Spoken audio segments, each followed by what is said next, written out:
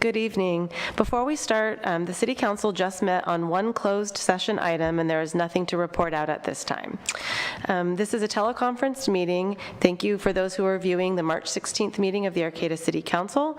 The City Council meeting is being held as a hybrid meeting with both in-person attendance and teleconference access via Zoom. If you would like to, please join us for the flag salute.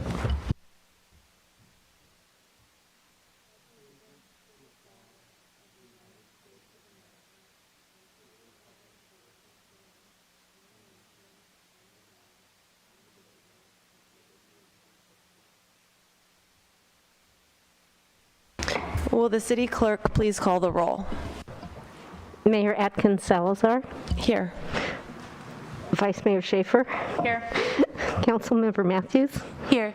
Councilmember Watson. Here. All present. Thank you. If you wish to make a comment during the meeting, either at the 2 open public comment periods or for an individual agenda item, there are 3 ways to do so. If you are here in person, please line up behind the podium when the item you would like to speak on is accepting public comment. If you are logged on to Zoom, click raise your hand when it is time for public comment on the item on which you wish to speak. If you are on the phone, press *9 on your phone to raise your hand. When it is your turn, you will be prompted to dial *6 on your phone. And if I believe we're taking the online public comments first, so we'll go through those and then we'll do the in-person ones. So that's just a reminder for those of you that are commenting online, be sure to raise your hand, because once we've gone through all of the public comment online, we're switching to in-person and we won't be going back and forth. So be sure you raise your hand. Okay, so that takes us to our ceremonial matters. We have the Councilmember Matthews is going to read a proclamation in recognition of Welcome Home Vietnam Veterans Day, March 29th, 2022. Okay, whereas the United States Armed Forces assisted the South Vietnamese my eyes are really bad today, government to combat tyranny during the Vietnam War from 1961, when U.S. Armed Forces arrived in Southeast Asia, through March 29, 1973, when our combat troops withdrew from Vietnam, until the capture of Saigon by the North Vietnamese Army in 1975, and whereas at the peak of the United States involvement in the war in 1969, approximately 543,000 American troops were serving in Vietnam, and whereas more than 58,000 United States troops lost their lives in Vietnam, and more than 300,000 U.S. Armed Forces members were wounded, 3 to 4 million Vietnamese, as well as 1.5 to 2 million Laotian and Cambodians also died in the effort to combat communist influence. And whereas the Vietnam War was an extremely divisive issue among the people of the United States, upon their return home, members of the United States Armed Forces who bravely served to help protect the rights of the South Vietnamese citizens against tyranny were caught in crossfire of public debate about our country's involvement in the war. And whereas it was not until 1982, almost a decade after the war's end, that a memorial in our nation's capital was dedicated to those members of the United States Armed Forces who lost their lives or were declared missing in action during the Vietnam War. And whereas on March 28, 2017, President Donald J. Trump signed the Vietnam War Veterans Recognition Act of 2017 to officially recognize March 29th as National Vietnam War Veterans Day, also known as Welcome Home Vietnam Veterans Day. This act encourages all community members to observe this day by learning about the sacrifices Vietnam veterans made to protect human rights and about the importance of helping Vietnam-era veterans reintegrate into civilian life. Now therefore be it complained that the City Council of the City of Arcata hereby recognizes March 29th to be Welcome Home Vietnam Veterans Day in Arcata. The Council honors Vietnam War veterans for their extreme sacrifice both in Southeast Asia and at home, and expresses profound gratitude for their faithful service to our country. Dated March 16th, 2022. And I believe we have Sarah J. Hart, who is here, accepting on behalf of her father, Sergeant James Thomas Hart, Jr. of the United States Marine Corps.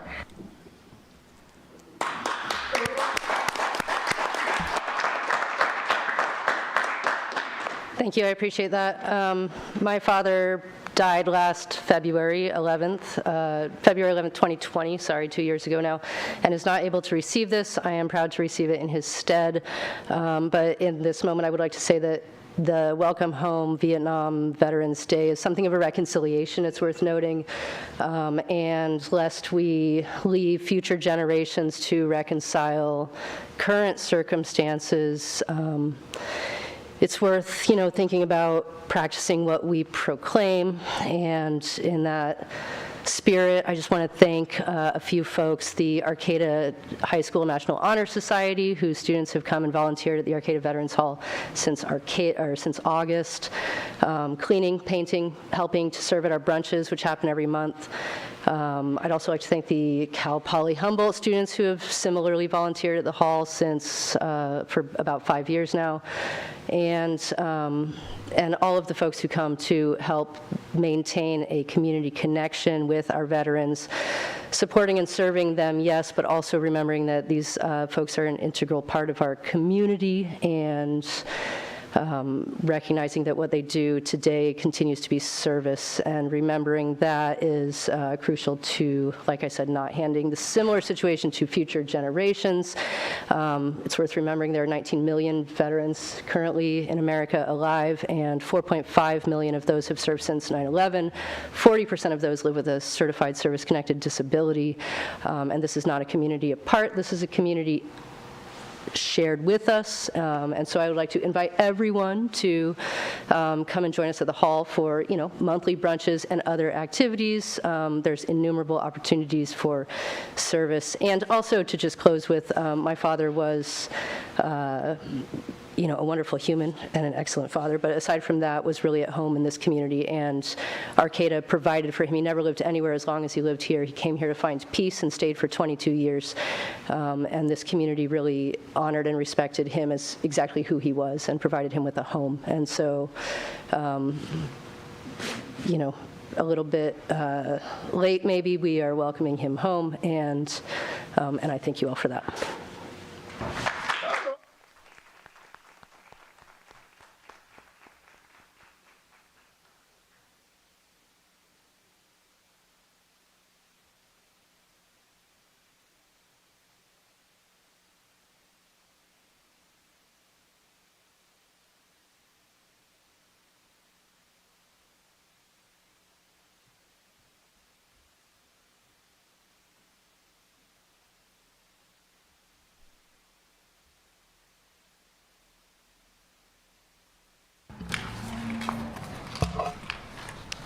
Okay, moving forward. And just, you are all more than welcome to stay and enjoy the meeting, but we also equally won't be offended if you have other things you'd like to do. So all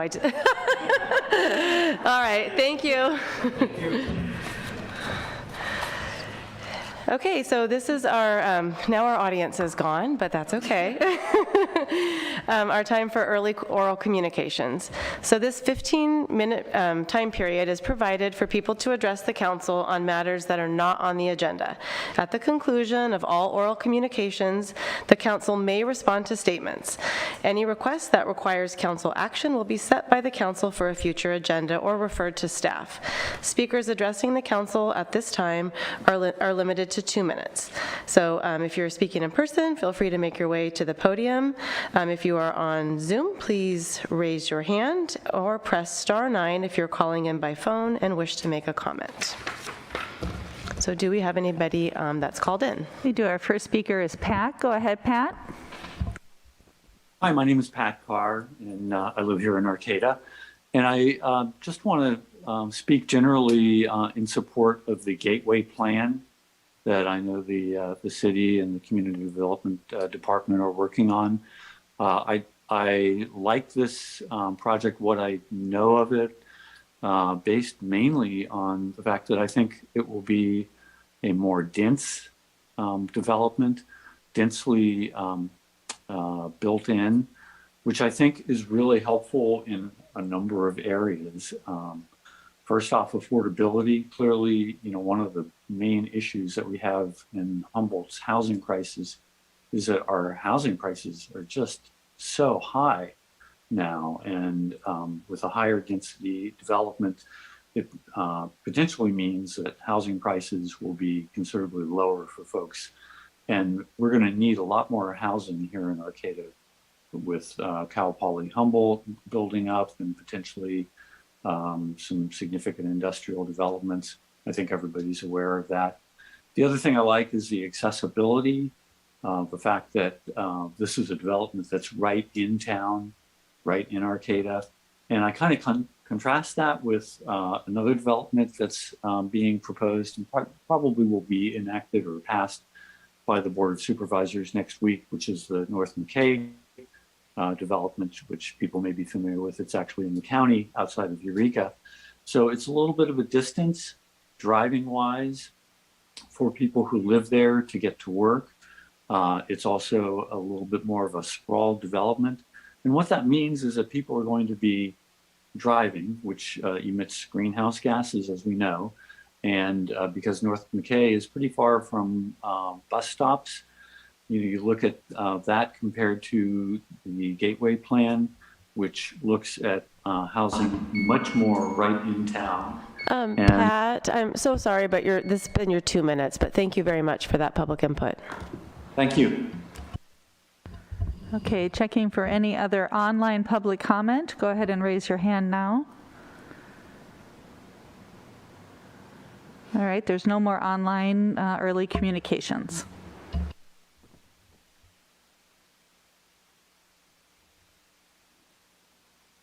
Hi, I have a few props here. Maybe it'll stay. I'll do this. Okay. The earth is with me always, on my mind. I had a wonderful day. My name is Joanne McGarry.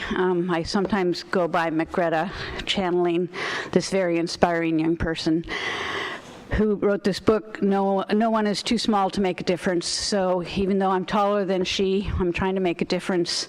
Today I walked a friend's dog throughout our town on this beautiful sunny day, and was reminded of all the remarkable aspects of our community, from the redwood forest to the coastal dunes, to my neighborhood, which is the Creamery District, which is apparently part of now what people are calling the Gateway District. I just would like to say once again that we are in a crisis globally. That means we're in a crisis here in Humboldt County.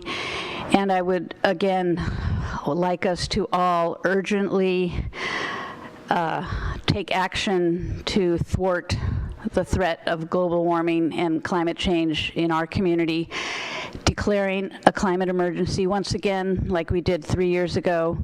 And I want to be able to use my rain hat that I spend a lot of money on. And climate change is proving to be very, very difficult for me to find an opportunity to walk in the rain. So it's real, folks, and we need to acknowledge it out loud, and we need to roll up our sleeves and do something. So we can start by declaring an emergency, putting this earth flag at the top of our flagpoles, and making a difference in our world. So thank you very much.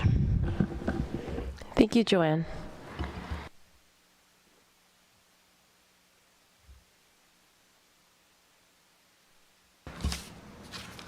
Okay, so that ends the early public communications, and it brings us to the consent calendar. This guy just raised his hand. Oh, Yeah, if you want to speak, you can. oh, so yeah, just come up to the podium. Is this your general? It is, yeah, so this is for anything that's not on the agenda. And you'll have 2 minutes. My name's Mike Toglia. I've been a citizen here for the past 10 years or so, and I spoke before this city council a few years ago about the Arcata Police Department, specifically about Sergeant Brian Hoffman, in an incident where I was threatened by somebody in our community with a weapon, and I wanted to file a police report about it. And Sergeant Brian Hoffman pushed me out of the police department into the parking lot and threatened me with arrest if I didn't leave, and refused to allow me to file a police report when I was threatened with a weapon in this community. He doesn't deny that. He acknowledged it just the other day when I spoke to him. That's criminal activity. That's not law enforcement. I want you to know that that has happened to me, not just that time, but several times. I was threatened by a Safeway employee in the parking lot of Safeway, a person who was off the job, but is a current employee, who was intoxicated on hard liquor, and I know that because the guy got right up in my face, threatening me, harassing me, using profane language, and provoking a physical confrontation, brandishing a weapon, reaching into his pocket and brandishing an object in his hand that looked to me, this was around between 9:15 and 9:30 p.m., brandishing an object in his hand in a threatening manner. And I called 911 and reported it. So, sir, I'm Not allowing me to file a police report about that. I'm sorry, but this is the end of your 2 minutes. But if you do want to continue your story, we will have another opportunity at the end of the meeting for another open session. So if you'd like to hang around and continue it, then you're welcome to do that. How long will that be? I don't know. It looks like a short meeting tonight, so hopefully not too long. I wish I could tell you, but I don't know. So you're welcome to hang out though if you'd like. But thank you for sharing that with us. It's important. I'll say one thing.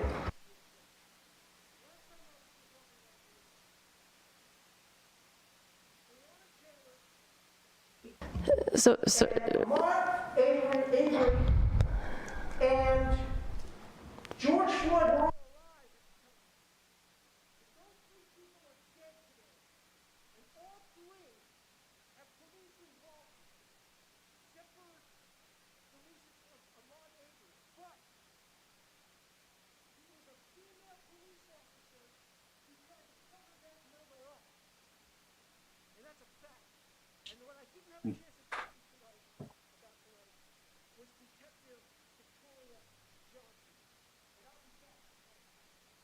okay, thank you, sir.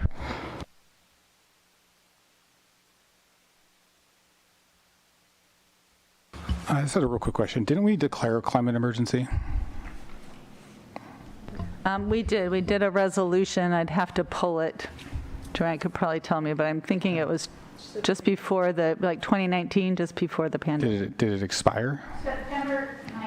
No, we did it by resolution. Okay. And it does not expire. Okay.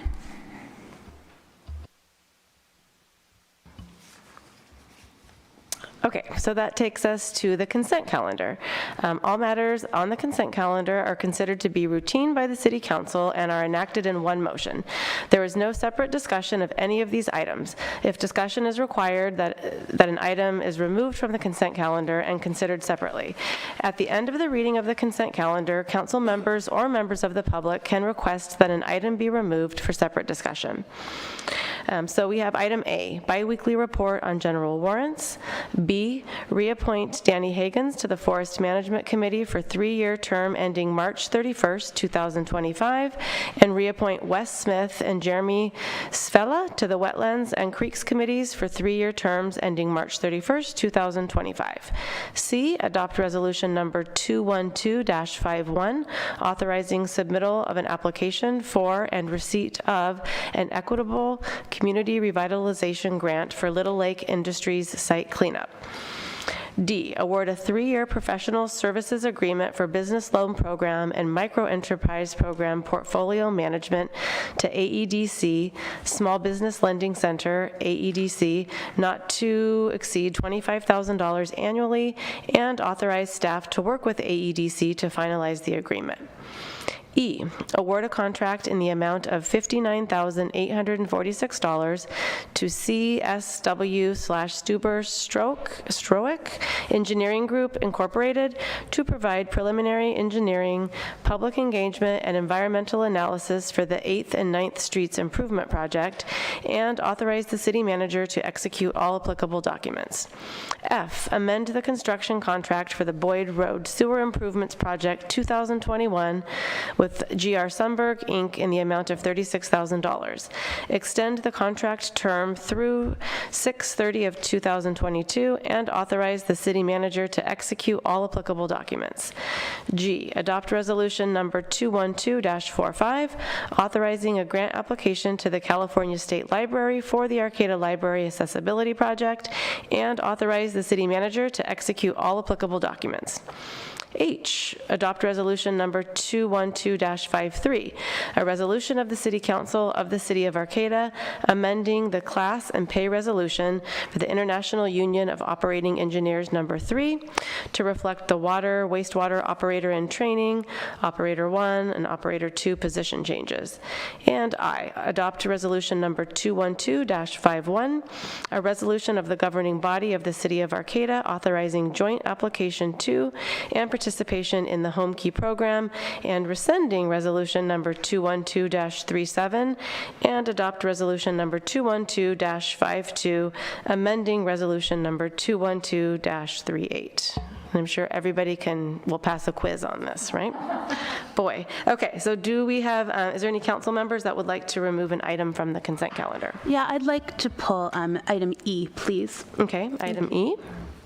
I'd like to pull everything except for item B. Okay, so everything but B. Yes. Okay.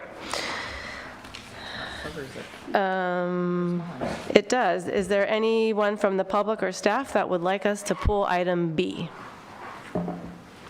Okay, so we'll go ahead and start, we'll just go down the list and start with item A. Just had a couple questions. Oh, sure, sorry. Let's go ahead and, if you want to do that. Sake. Yeah, I'll make a motion to approve item B from the consent calendar. I'll second that. Okay, all in favor? Aye. Thank you. Thanks. On packet page 9, there's a $1,300 check written to Zero Waste Humboldt. I was curious what that was.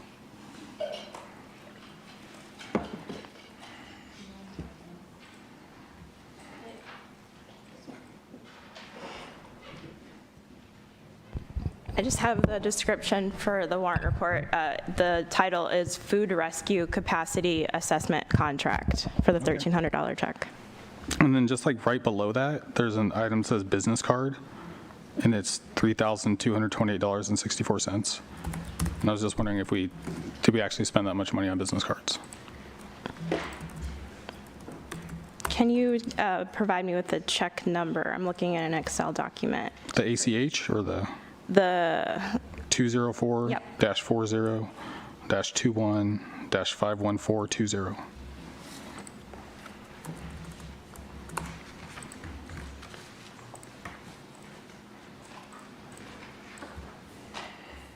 And the dollar amount is $1,309.77? It's $3,228.64.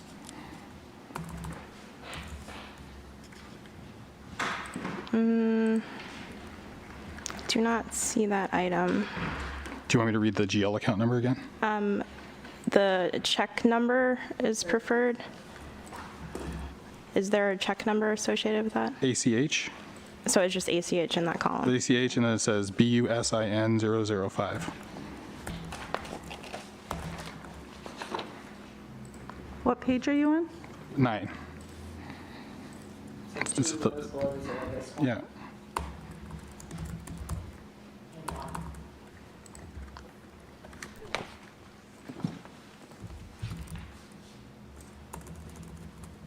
This is going to be a credit card.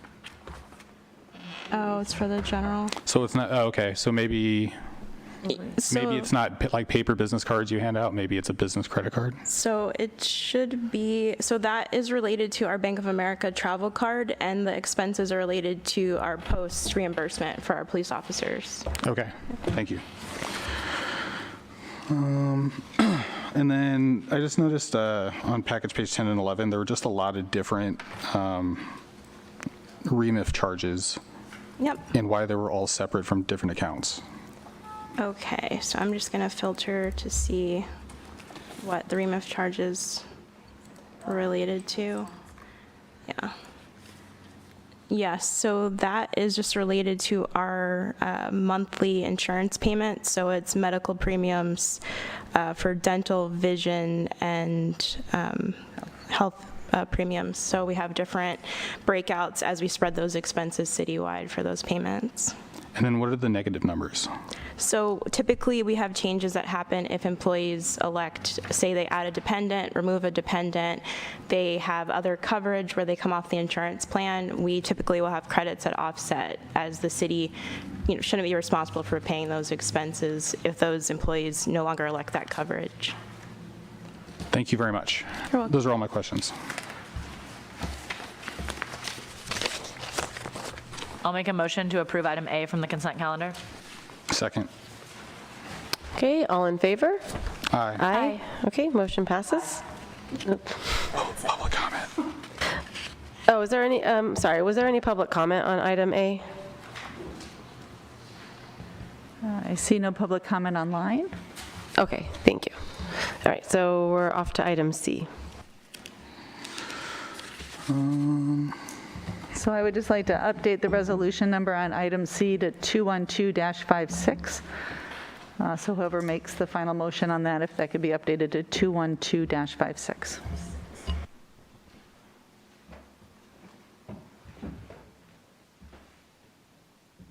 Was there an old 5-1?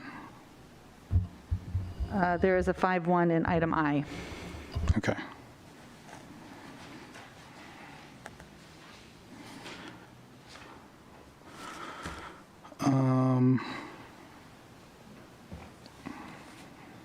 Yeah, I was just hoping I could get a better idea of what the Equity Community Revitalization Grant was and what kind of cleanup it was for.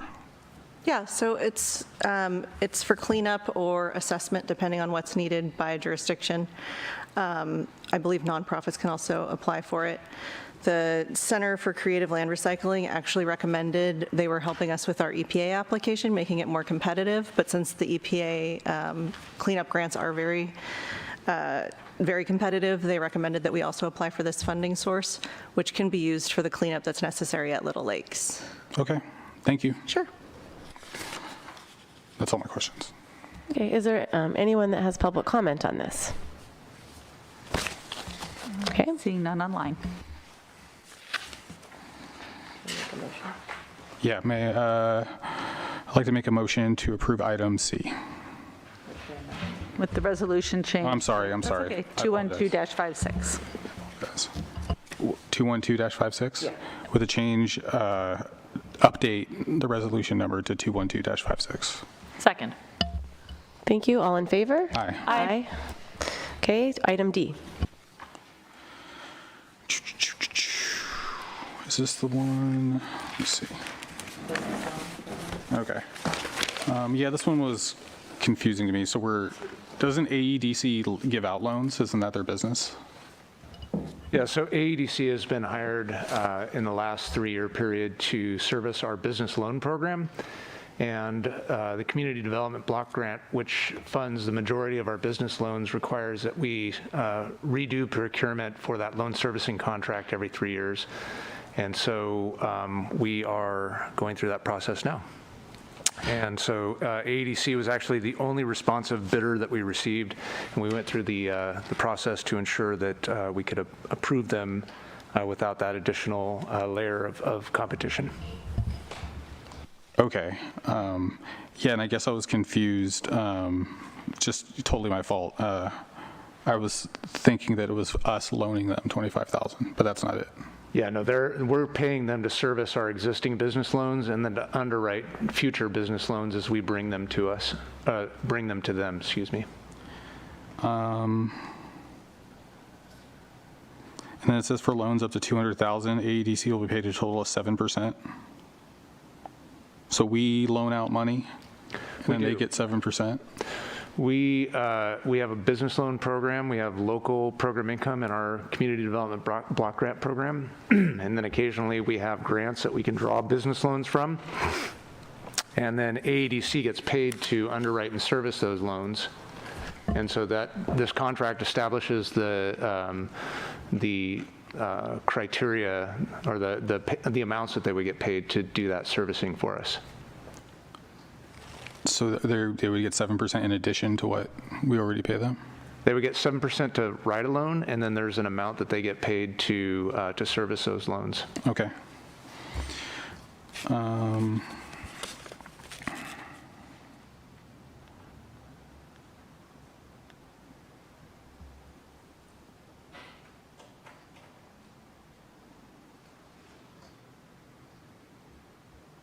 It says, in the event the proposed City of Arcata business loan approved by the city is denied or withdrawn by the borrower, City of Arcata staff or CDBG representatives, AEDC will be paid time and material for underwriting services rendered. So is that because they wouldn't be making money if the loan had gone through? Yeah, exactly. So if a loan goes through of up to $200,000, they get 7% of the loan as their underwriting cost. If for some reason that's outside their control, they've invested work into the loan, but the loan doesn't close, they wouldn't otherwise get paid. And so they get an hourly rate for time and materials to ensure that their work is paid for. And then, yeah, it says award a 3-year professional services agreement, but I don't see an agreement here. I just see a cost proposal. These are the terms of the cost proposal, or the terms that the agreement would be based on. It's our standard professional services agreement.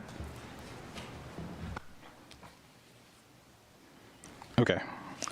Is there a difference between the agreement and a cost proposal? A difference between which? An agreement and a cost proposal? Yes. Okay. So is this just not labeled correctly as cost proposal? This is out of their cost proposal to share with us what they would charge us for the various underwriting standards. The full scope of work is included in the RFP that was circulated, that they would agree to do that full scope of work. And then ultimately that will be embedded in our standard professional services agreement. So it's both in one, a cost proposal and the agreement terms? This will be incorporated into the agreement terms, but there are additional agreement terms such as we require insurance, we require certain criteria around how they bill us. So kind of the standard service agreement, and then these will be incorporated into that agreement. Have we not made the agreement yet? I was just wondering why it wasn't in the packet. This has just been the standard format that we brought these to you in when we use our standard agreement. Okay, I guess, yeah, I'm just confused. I thought David said that this is a cost proposal. And then I said, is this both? Is this a cost proposal with the agreement terms in it? And you said no. It's not an agreement, it's the cost proposal. It'll get embedded into the agreement as part of the scope of work. The standard services agreement is the agreement that will be signed, and then that will be the agreement. This is what we're asking them to agree to do, the cost proposal for the services of work.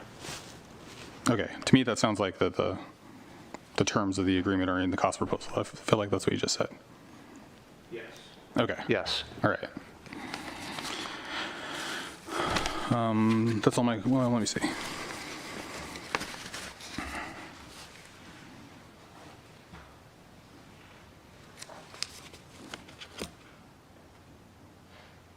Yeah, that's all my questions for this item. Thank you. I'd like to make a motion to approve item D. Second. Okay, so before we vote, we'll just ask for public comment. Seeing none online? Okay, all in favor? Aye. Aye. Right, thank you. On to item E.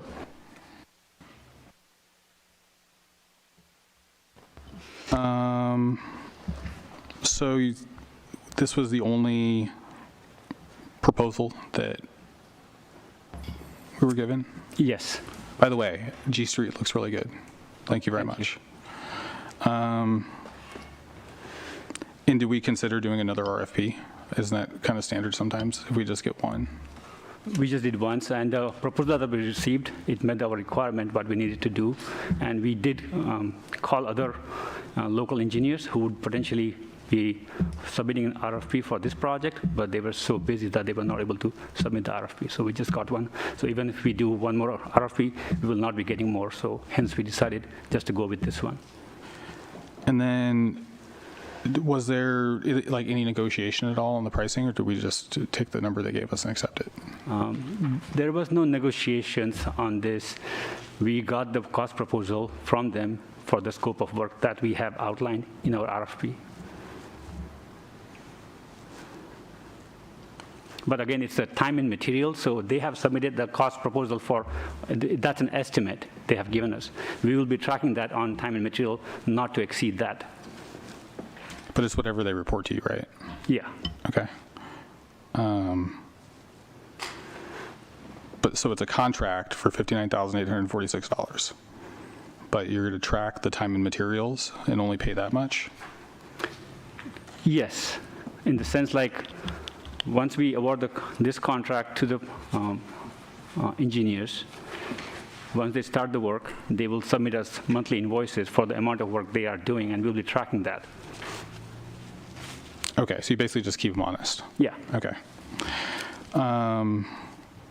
Yeah, it seemed like a high number to me. I guess that was my first thought for what they're offering here.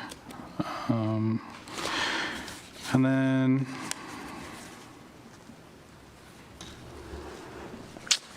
Task A outreach on packet page 25. The second to last sentence, it says, to help refine this process, we propose organizing 2 focus groups, to hold walking tours and coordination meetings to focus our planning effort. And I didn't understand that sentence. Can you repeat that again? Sorry. To help refine this process, we propose organizing 2 focus groups, to hold walking tours and coordination meetings to focus our planning effort.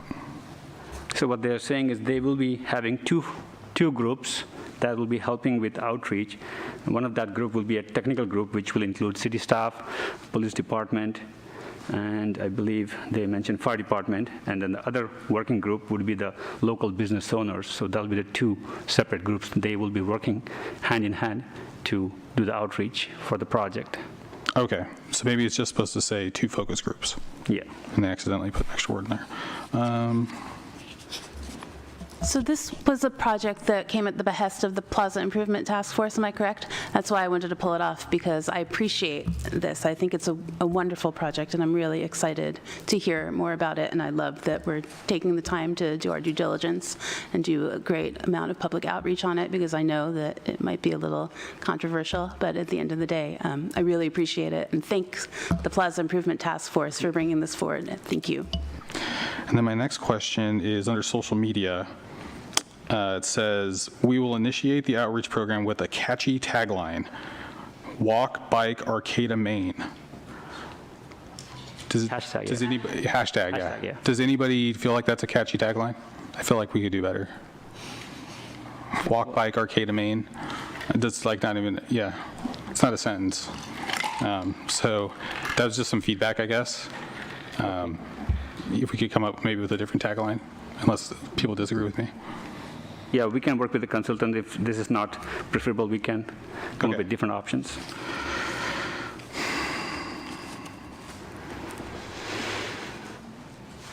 I didn't think it was that great of a tagline either when I read it. So honestly, I was kind of I was like, Maine what? We don't have a Main Street. I guess I was like, Arcata Main Street? I don't know. But yeah, it is kind of clunky.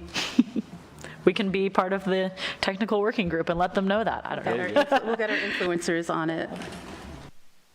Under number 5, pop-ups on packet page 26, it says, "Will solicit input at and direct public to website and public meeting." Are they directing them to the city website, or are they going to have their own website for this? It will be a city website, city project website. Okay. It will be a city project website. And then,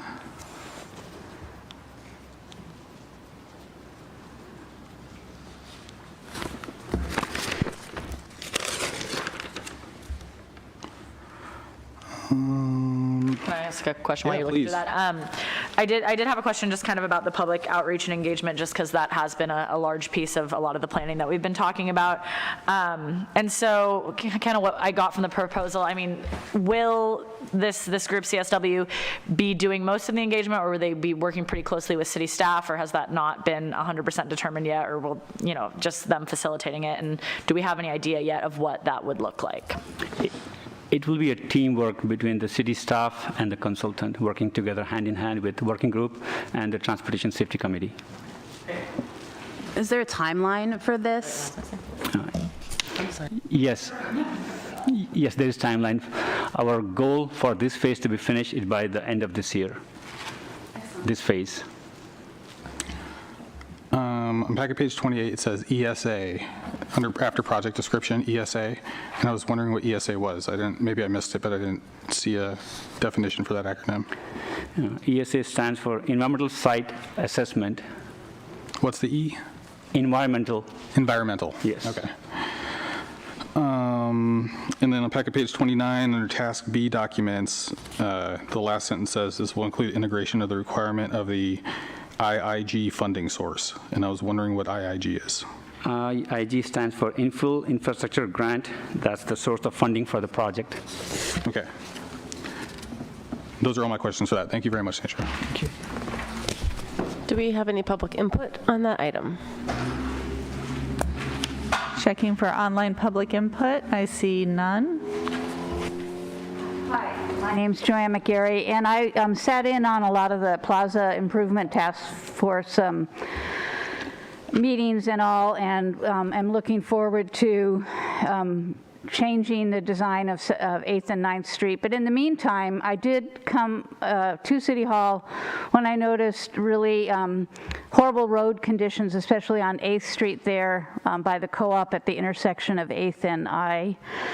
And it would be nice in the outreach and public information to, before projects are happening, to maybe let people know, people like me who are concerned about a really bad curb or a pothole in the street, to know that a big project's being planned. I mean, because a lot of these projects just happened, and then the regular citizenry doesn't know what's going on because they're not coming to the meetings like I am or whatever. So I think public information prior to these events, so that when I keep going by that horrible curb or the pothole in the street, I know that something's being planned to fix it, even if it's not going to happen tomorrow. So just, a comment about advance notice for all this. So thank you. Thank you, Joanne. So I would like to make a motion then to award a contract in the amount of $59,846 to CSW Struber Stroch Engineering Group to provide preliminary engineering, public engagement, and environmental analysis for the 8th and 9th Streets Improvement Project. Second. Okay, all in favor? Aye. Aye. Okay, item F. Yeah, I think maybe I'm just confused. Oh, wait. On item F, I think maybe I'm just confused about it. It looks like Arcata House was going to do a separate contract and pay $36,000 for this work, but now we're paying the $36,000. No, it was supposed to be paid by the grant either way, and it was through them or through us. So now it'll still be paid by the grant, but instead of they taking the work, we are helping them to take the work, to do the work. Okay, so we're not paying for it. That's No, the short. The grant is paying Okay. for it, yes. Great. That's my only question for that one. I'll make a motion to approve item G. F, sorry. I'm not there yet. Trying to get there. Second. Okay, do we have any public comments on this? No online public comment. Okay, all in favor? Aye. Aye. Okay, we're on item G. How much is the grant for? Yes, good evening, council members and mayor. We are currently still working on the exact scope for the grant. We are envisioning a grant with the county, city as the applicant, for around $500,000. And that grant requires a 50% match of what you request. And so we may be taking out elements or be able to add elements depending upon our total matching funds. And we've been working very closely with the Humboldt County Library and the County Administrative Office, ADA Coordinating Office. And the county is currently compiling what they can provide as a match. And based on that, we will then apply for the grant amount that we're able to meet a match for. Thank you. I'll make a motion to approve item G. Second. Okay, do we have any public input on item G? No online public input. Okay, all in favor? Aye. Aye. Thank you. Item 8. Yeah, I was just hoping I could just please get an explanation of what was going on with the different positions. And what's the question? I was just curious what this item was, if you could please explain it to me. Yeah. We currently have a position that's titled Water Wastewater Operator 1/2. And to be able to open our candidate pool, we are creating a more entry-level position that in the plant operator series is called Operator in Training. And this is, it has some reduced requirements to meet the standards and opens our candidate pool so that we can help fill the positions, and it gives a track for them to be able to still obtain the certifications that are required by the state for us to run the plant. Thank you. That makes sense. That's my only question. Is there any public input on this item? No online public input on this item. I'll make a motion to approve item H.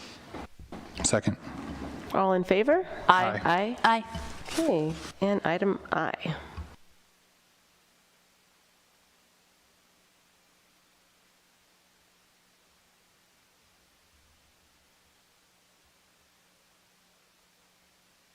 Yeah, again, I was just hoping I could get some clarity on what was going on with this. It just seems like it's come back a couple times, 3 times or something, and we keep amending things and making new resolutions, and I was just trying to understand how it all fit together. Sure, I'll try and give a synopsis of what's going on here, and I also have a couple of changes. Staff is going to pull the item as well. The Home Key grant is a fairly new program, and they've made changes this round that weren't included in the last round, and so both the technical assistance team from the state that was helping applicants put their applications together, as well as the program staff themselves are sort of on a learning curve, if you will. In addition, it's kind of a complex program that have a lot of interdependent variables depending on what inputs in there are for rents, for example. It changes the dollar amount, the full dollar amount for the program.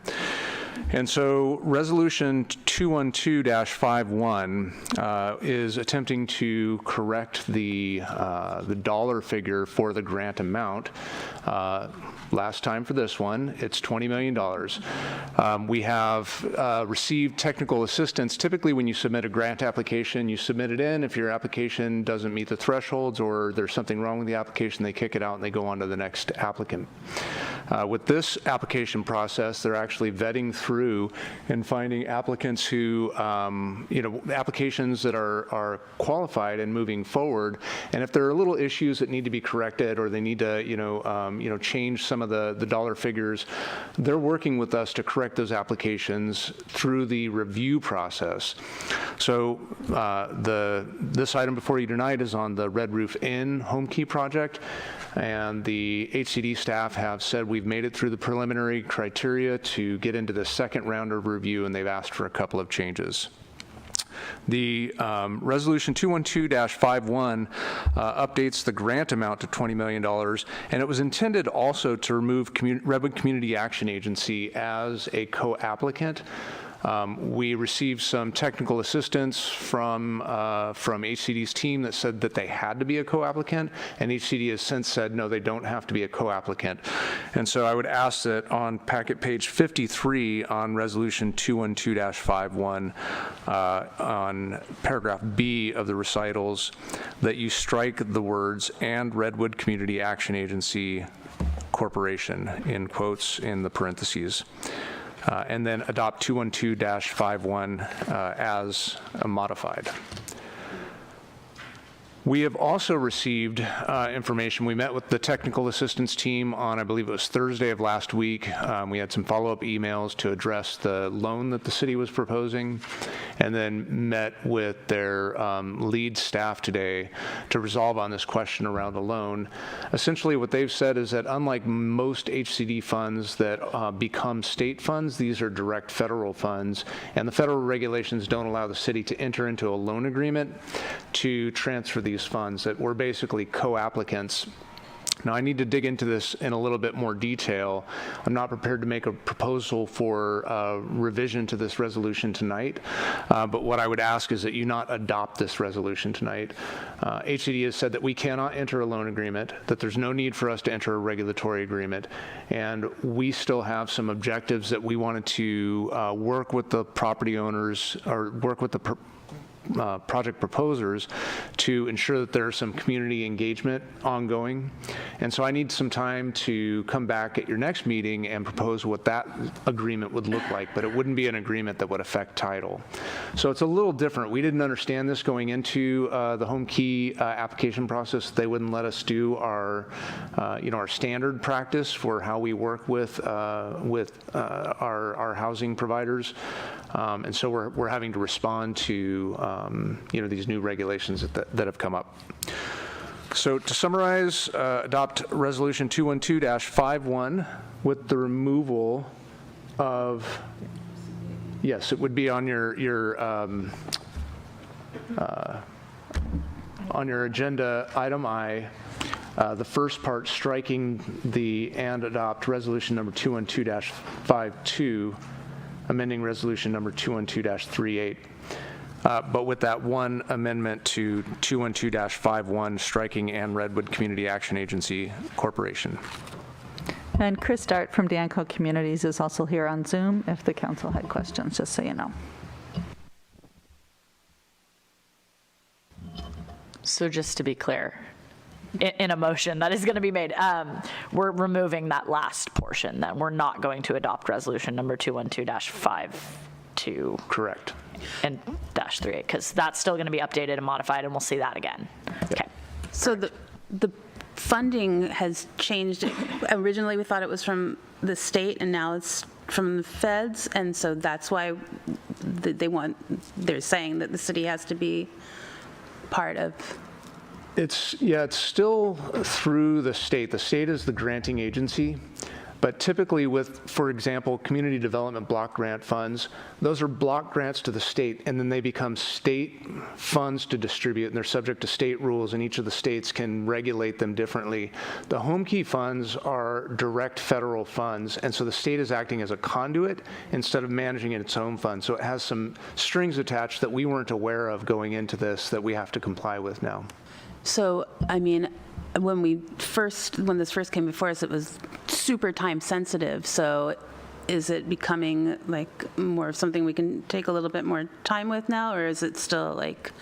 Yeah, the pressure is still on, unfortunately. In fact, they have, they extended their deadlines to allow us to have this meeting tonight. You know, I told them, look, we just can't pull a special meeting together. They wanted this information last week.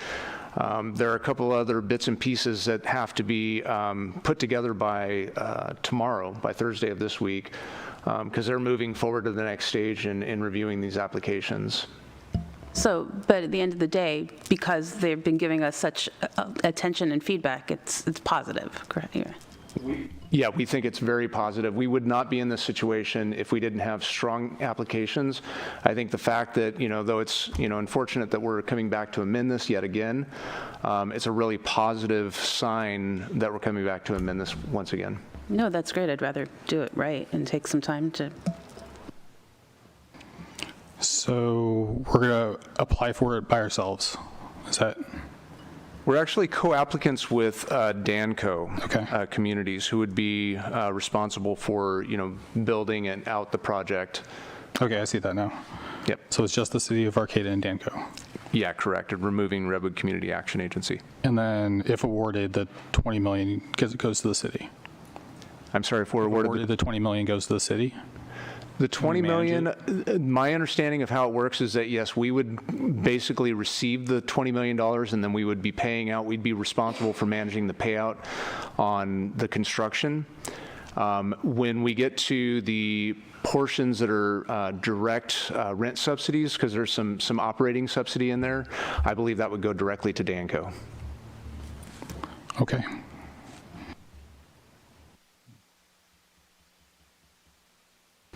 All right. Well, then I would like to make a motion to adopt resolution number 212-51 as modified. Do I need anything else? I think that's good. All right, cheers. Second. Do we have any public input on this item? There's no online public input. Okay, then we'll call the vote. Aye. Aye. Aye.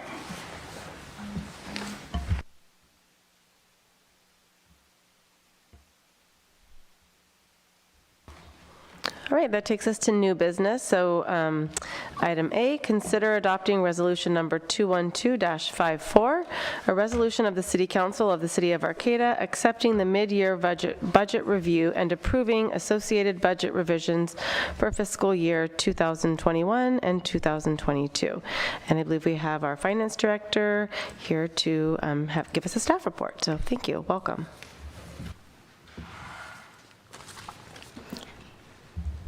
Good evening, Mayor, Council members. I am Andrea Starzewski, Finance Director here at the City of Arcata, and tonight I am presenting our mid-year budget review for fiscal year 2022.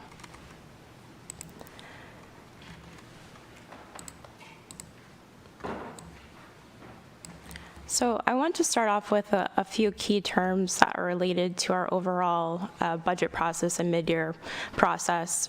First of all, you'll see throughout the staff report and throughout the presentation, our overall accounting structure here at the city is fund accounting, and we have various fund types, but I wanted to start with what the definition of a fund is. It's an independent fiscal and accounting entity used to record all financial transactions related to the specific purpose for which the fund was created. So if you think about the individual unit of a fund, it's almost like a small company. It has revenues, it has expenditures. For the various fund types here at the city, we have a couple others, but I will highlight about 4 different types. So general is for just general operating activities here at the city that typically don't have a restricted use. Our special revenue funds are actually those that are restricted for use, and some examples are some of our housing-related or community development-related funds. There are restrictions on the use of those funds for federal funding purposes and state funding purposes. We also have enterprise funds here at the city. So that would be our water fund, wastewater fund, stormwater, transit, solid waste. And those are almost like business enterprise units. They generate various fees to cover their costs. And then we also have 2 internal service funds. So that is our central garage fund and our information technology fund. Central garage is responsible for maintenance of heavy equipment and machinery and maintenance of our fleet vehicles. The expenses incurred by that fund are then charged out to various departments citywide based on who is operating the machinery or the vehicles. And then the other internal service fund is our information technology fund, which is very similar to central garage, but responsible for maintaining equipment such as cell phones, laptops, desktops, public safety equipment, other information technology infrastructure. And those costs are also charged out citywide to reimburse the cost of that fund. And another term that you'll see throughout the budget presentation and the staff report is a fund balance. So high level, this is the amount of financial resources available for use in a given fund. Generally, this represents the detail of all the operating surpluses and deficits since the fund's inception. And there are 2 different snapshots to keep in mind when looking at fund balance. One is what we continually talk about on a quarterly basis, monthly basis, fiscal year activity basis, where we're looking at the revenues of a fund and its expenditures. The difference between those 2 items equals the change in net position. If revenues exceed expenditures, that equates to a positive net position or a surplus. If expenditures exceed revenues for a change in net position, that's actually a negative change in net position, or what we call a deficit. But one item to keep in mind for fund balance beyond our current year activity is that the fund balance is an accumulation of multiple fiscal years worth of activity. So we start with the beginning of the fiscal year fund balance. We add or subtract whatever that change in net position is at the point in time when we're evaluating the fund accounts, and then that equates to what we consider the end of fiscal year fund balance. And I also wanted to just high level give council and the public a snapshot of where we are currently in the budget process. So we typically adopt a budget in June of a given fiscal year for the next or upcoming fiscal year. And there are changes that happen between that budget starting on July 1st all the way through mid-year presentation time period. But we typically kick off mid-year updates and planning for the next fiscal year in January of each fiscal year. Departments provide feedback. They're reviewing line by line item detail. That is being compiled typically in February. And then we head into March. We just had council's next budget year goal setting session. And now here we are at mid-year. Then we'll continue onward into May for our first public hearing. And hopefully in June we'll have our second public hearing for budget adoption and the master fee adoption as well. So high-level overview of what the mid-year review consists of. We're looking at basically revenue estimates and appropriations of expenditures, and we're evaluating those. Like I said, line by line, staff is reviewing and suggesting changes for proposed mid-year adoption or recommendations to council. And then we're also reviewing the year-end fund balance projections for the given fiscal year. So compared to the staff report, I am going to run through high-level major changes to revenues and major changes to expenditures.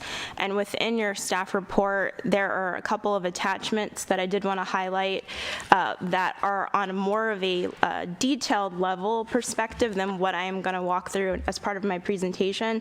So as part of your attachment 1 on page 61 in your packets, that includes a detailed line-by-line item breakout of the proposed changes for mid-year, and that does include what I consider classifications or what we call financial statement line item classifications. I'm only speaking on those high-level groupings as part of this presentation. So for instance, one of those classifications for how we present revenue here at the city is intergovernmental revenue, and I do want to speak on the major changes there. So since budget adoption for fiscal fiscal year 21-22 as of July, we are seeing or proposing a change of $1.1 million in additional revenue increases for that intergovernmental category.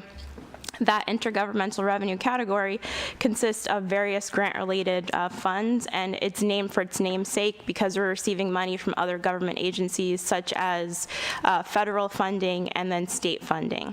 So two of the high-level changes for that $1.1 million in total that we'll see through mid-year adoption is the one area of ARPA, so our American Rescue Plan Act. We're expecting from the time that we came in at budget adoption to program $516,000 worth of revenues this fiscal year for those particular activities. We received funding, I believe, last July, so now we are making sure that the programs that council wishes for the city to complete with that funding source are being included in the mid-year budget adoption. We also have some changes related to CDBG or Community Development Block Grants of about $404,000 in total as part of this $1.1 million in intergovernmental revenues. High level, there are many different grant programs that we have that we're working on citywide. For some of the CDBG programs, we have the MISS, the Mobile Intervention Services Team. We also have a Community Development Block Grant of outdoor events, and then we also have the Arcata House Partnership or Boyd Road related funding source. So just high level, major changes of the $516,000 and the $404,000 for the particular category of intergovernmental revenue. I also wanted to touch upon the increases for revenue that we're proposing related to various tax sources. So compared to budget adoption, we're recommending an increase of tax revenue of about $664,000, and kind of the largest changes for that proposed increase relate to sales tax revenue increase of about $245,000, a transactions and use tax increase of about $188,000, our transient and occupancy tax increase of $132,500, and also an increase to secured property taxes of about $100,000. So in total, about $674,000, some smaller increases or decreases related to our parkland and lieu fees or taxes that are charged to equate to the $664,000 proposed. And I do want to remind the public and council that these tax revenue sources are very important to the general fund, as the property tax, the sales tax, transactions use tax, and transient occupancy tax represent about 39% of the total revenues for our general fund. I also want to point out that we'll continue to monitor if we need to revise these revenues as we move into the next fiscal year. Currently, we will monitor consumer trends as far as spending in the community and shopping goes with the inflation factors that we're seeing. We have quarterly meetings with our third-party HCL to analyze our tax revenues to see if there are any major fluctuations or changes that we need to incorporate in our budget process going into the next fiscal year. And then moving on from the tax revenue source, we have a category called Other of $115,000 that we're recommending an increase of $115,000 altogether for mid-year budget adoption. So this is mainly comprised of the fact that we have a $100,000 recommended increase for the sale of used vehicles and equipment. So we transferred over our manual surplus auction process to online. I guess the online medium, and we received $100,000 in expected, or the revenues for the sale of that those used vehicles and equipment. And then we have a small change in operating transfer citywide to get to the $115,000 that we're proposing for the revenue increase. Overall, we do have some smaller decreases that are offsetting some of these revenues that we're proposing for mid-year. So we have a category for our financial statement line item purposes of fines and forfeitures. That's $55,000 in change, and that mainly consists of a decrease in expected revenue for parking fines. Parking enforcement revenues have been declining throughout the COVID-19 period, and we're reflecting that in the mid-year budget. We are also looking at a decrease in licenses and permits of $43,000. That is comprised of building permit decrease of about $25,000, and then parking meters, also a decrease of $22,000. Once again, for the parking meter line item, that is partly due to Cal Poly Humboldt not having live in-person meetings throughout part of this fiscal year, and the negative impacts that COVID has had on generating that revenue source. The next slide is just a visual depiction of the different financial statement line item categories for the different revenue sources for the city of Arcata.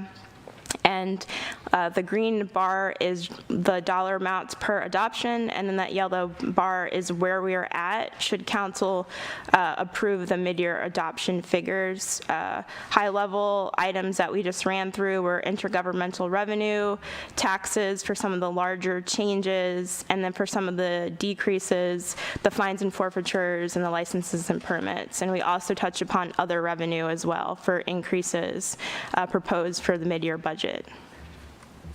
Andrea, can I ask a clarifying question? Sure. So when we see, if we're looking at the ledger sheet here, both the negatives in the revenue and then the positives in the expenditures, that's basically money that we either thought we were going to get or thought we were going to spend, but then did not spend it, and now we're adjusting for that. Exactly, and sometimes just in the normal course of business, departments will propose, I need another $5,000 in a particular line. They're encouraged to first see if there's other expense lines that can be reduced first, or other revenues to cover increases before proposing those changes. So some of those decreases you see are offset by revenues, or are just a decrease in one expense line and an increase in a different expense line to offset that. You're welcome. I'm going to stop there to see if there are any other questions before I move on to expenditures. Okay, thank you. So as far as expenditures go, very similar structure. We have different categories that represent what we call financial statement line items, and the top three changes from budget adoption to mid-year adoption are debt service, capital outlays, and then the category called materials and services. For the debt service category, I did want to point out this is a $1.1 million increase related to our sewer I&I, or inflow and infiltration project.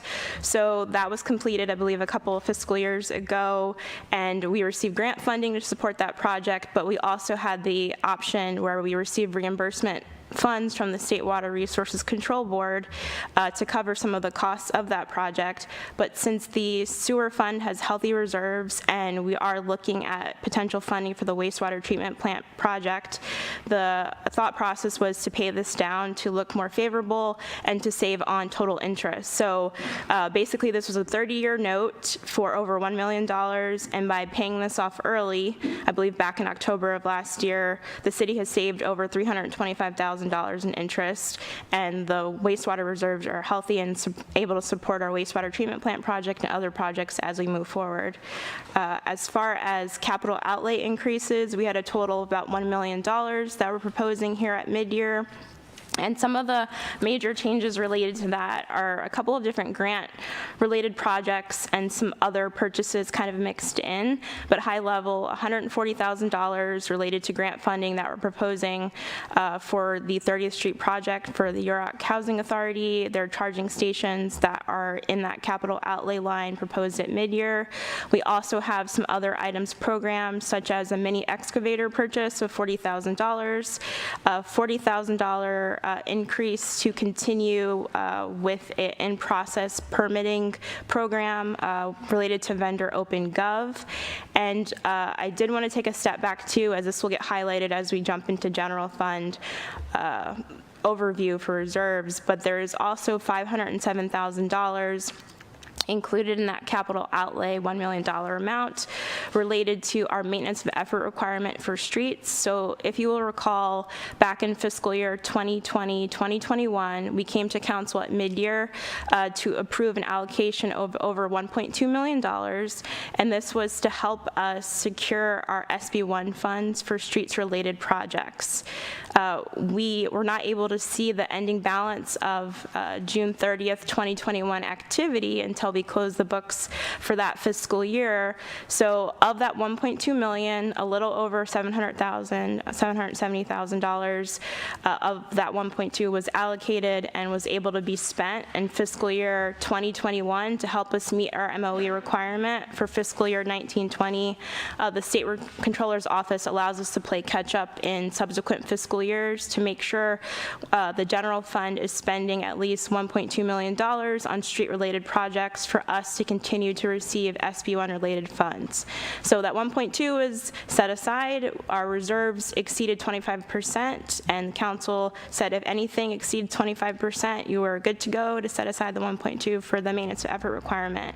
However, we still have $507,000 of that $1.2 million that has gone unspent related to street projects, and that is currently programmed or budgeted for in this current fiscal year to help us meet that MOE requirement or maintenance of effort requirement. I also wanted to point out for materials and services, we are proposing an increase of $670,000 from mid-year budget updates, and some of the drivers for that, I failed to include increases for bank service fees, which are offset by a projected investment income of about $120,000 at our adopted budget. So that's being included here in the mid-year budget schedule. And then we also had some expenditures for projects that were not wrapped up in fiscal year 2021. We typically call them carryovers, where we have open purchase orders that we have worked to still complete in a given fiscal year once we close out a fiscal year.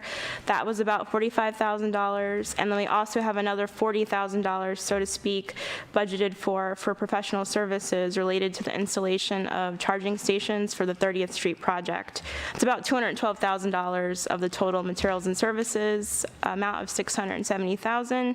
Then the offset to a lot of the grant revenues we're receiving, we are programming for ARPA funding or the American Rescue Plan Act, professional services expenditures of $310,000.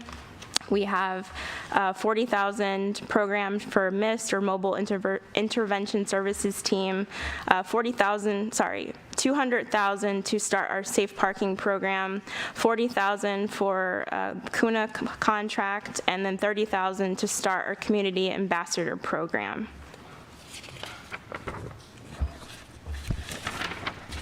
So while she's catching her breath, I just want to say, the council has approved higher figures than that for your ARPA projects. What Andrea has added into this year's budget is just what we think we'll spend between now and June 30th, recognizing the council still has many of those dollars allocated that you'll see show up in the 22-23 budget as we get into that process. And this next graph is a depiction of the citywide expenditures. Once again, the green bar chart is for the adopted figures versus the mid-year proposed updates by financial statement line item category.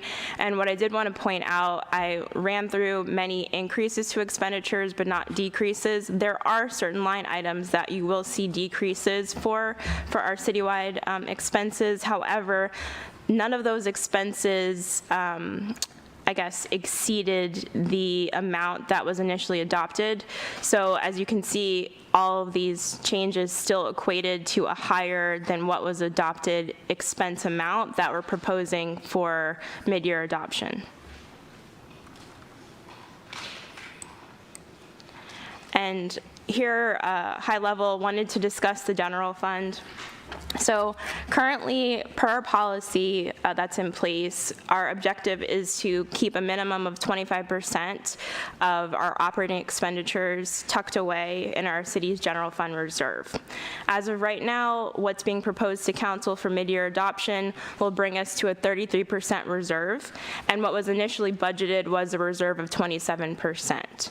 So you will see on attachment 2 for the fund balance of fiscal year 2022 on page 69 that our estimated year-end available general fund reserves are about $4.7 million. And I wanted to point out that what was initially adopted included a surplus for general fund of about $18,000. And then what you're seeing now with the different changes, there is a chart on page 57 for our general fund reserves that kind of includes a walk of how we started at $18,710 for what was initially adopted, and then how we are now arriving at $359,000 for what we're considering an additional draw on general fund reserves. I wanted to add a little bit more clarity to that chart that's included in the staff report. So I have, I guess, alphabetical, just not numbering, but letters here to kind of demonstrate the titles of each of the columns. So column B is what you would have seen as part of adopted budget for what we estimated the beginning fund balance for general fund reserves, or the beginning general fund reserve balance of $4.2 million. Is this in the packet? Yes, part of the chart is on page 57 for the reserve breakout.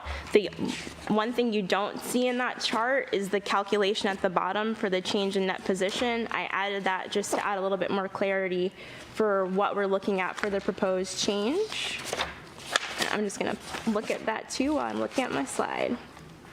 So the total change in net position that was initially adopted, so the increase to the general fund reserves is about $18,000.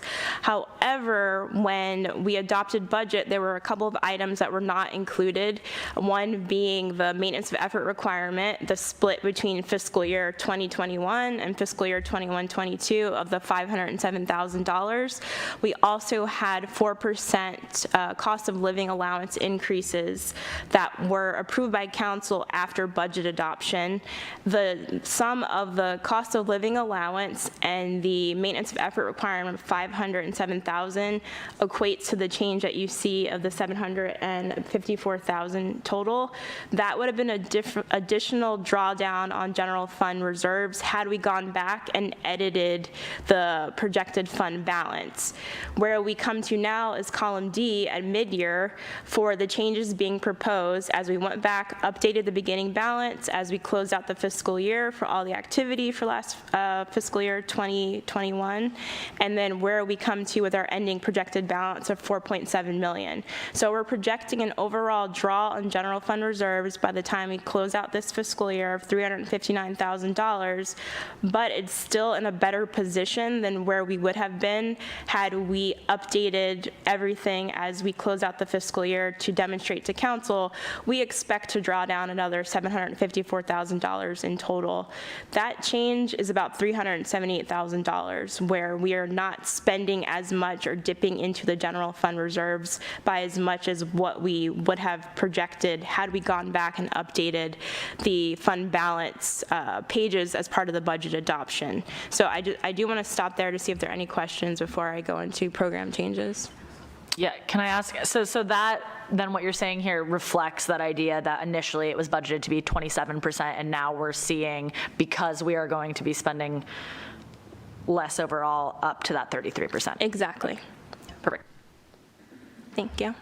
In column C, the $754,000, Yes. So none of that money has been spent. So of that $754,000, $359,000 is projected to be where we will end the fiscal year. Some of that has been spent on the cost of living allowance increases. I believe it's about $247,000 for general fund. So as we move throughout the fiscal year, some of that has already been spent as the 4% increase has been enacted as of July 1st last year. And then as we move along with street projects, we will be spending down some of that $507,000 for the maintenance of effort requirement. So I'm going to try to help. All of the $754,000, those two allocations that the council made, we do project to spend all of that this fiscal year. I'm looking at Nature to see if he's going to pay those paving dollars out. But we do predict to spend all of that 754. But all the other changes, the increases in tax revenue, the decreases in other expenditures, the increases in grant revenues that have come are leaving your general fund in a net better position than we could have promised you at the moment that the council made those additional allocations. I think the important line to draw your attention to is the ending balance on June 30th, 2022. So this is the second line in that column. You can look at it in your budget book or on the screen. When you adopted the budget, you expected the fund your general fund balance at the end of the fiscal year to be $4.24 million, right? $4,240,829. After you adopted the budget and we moved the money for streets and we approved the employee agreements with the cost of living increases, we would have and we closed out the fiscal year, put any money that we hadn't spent back into the general fund reserve. At that point, we would have estimated that at the end of this fiscal year, your general fund would have been about $100,000 higher than at the time that you adopted the budget, or $4,329,000. Here at mid-year, with all of the changes, the increases in tax revenues that have come in, increases in grants, decreases in expenditures, we are estimating your general fund balance at the end of this fiscal year to be $4,724,000. So you are net increasing in what your general fund reserve will be at the end of this fiscal year. How much are we increasing? From the day you adopted the budget until now, that is about $500,000. But that's the money that we just didn't spend, right? As part of the SB1 stuff? No. Nope. That includes spending all the SB money. That'll be money that you can look at this fiscal year, this next fiscal year, of how you want to spend. That'll be money in the bank to spend. Okay. Because that's all the plus and minuses, right, between money we didn't spend, but also, I mean, grant monies that have come in, right. Everything that you just explained, right? So we are still sitting in a net better position. Right. Yeah.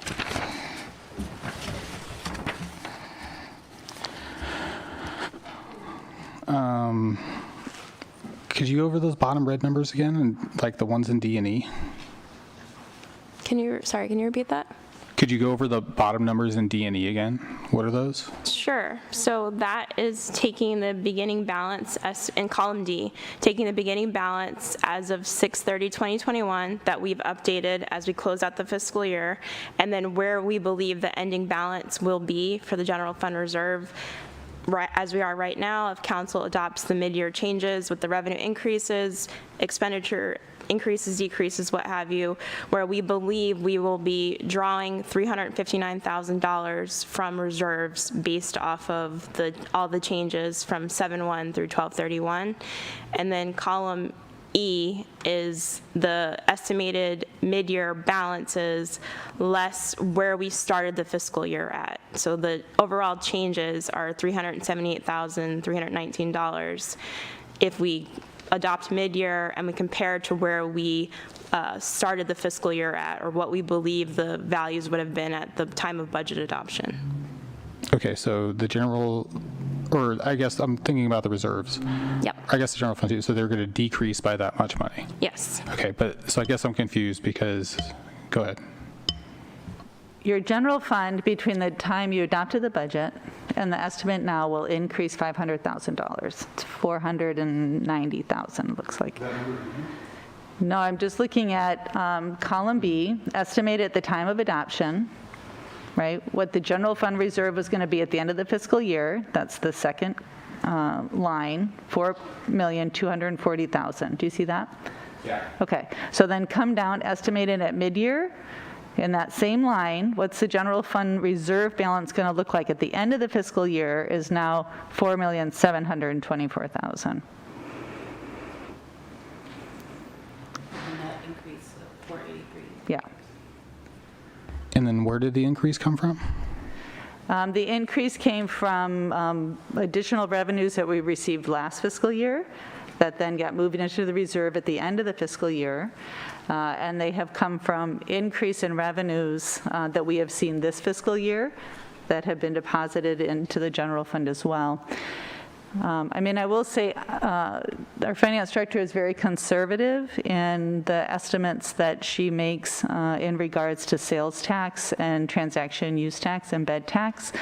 But what we have done is looked at, we had estimates basically for each quarter of the fiscal year. And what we looked at was what cash in hand from those tax sources we received between July and December.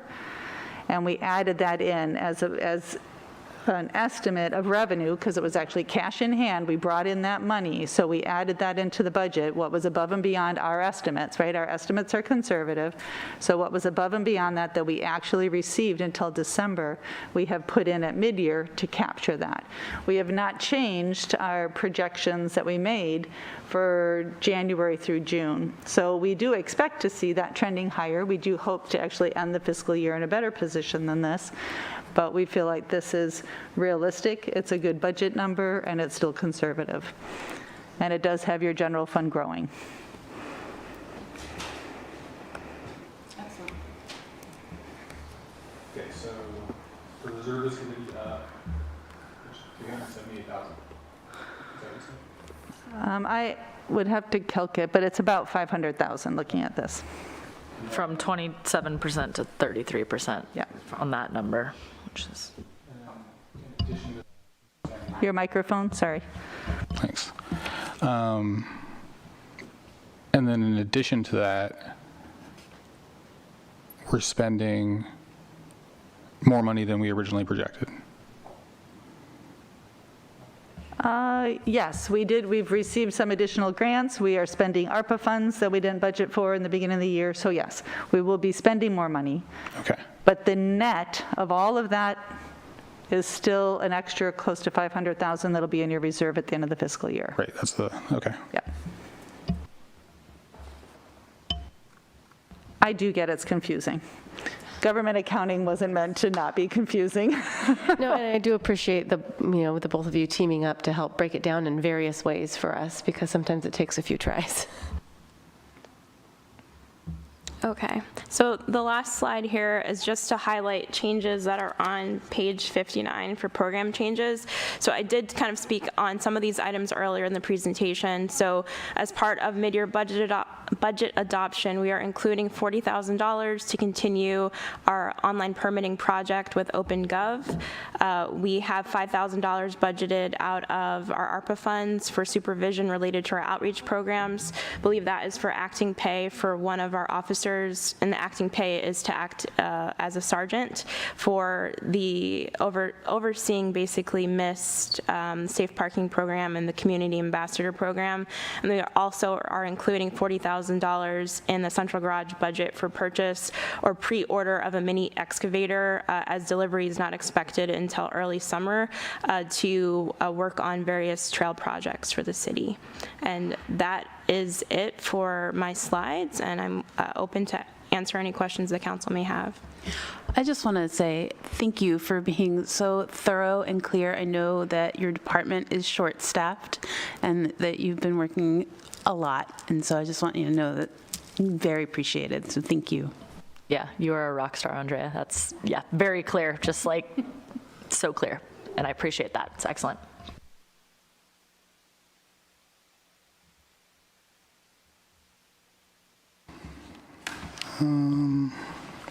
Yeah, I guess.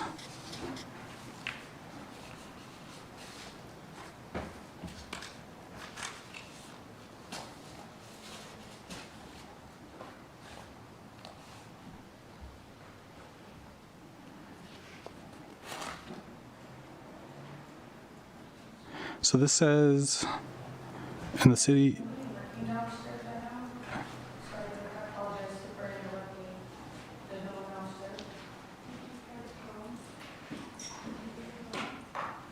This says, so I'm looking at packet page 57 in the first paragraph under general fund.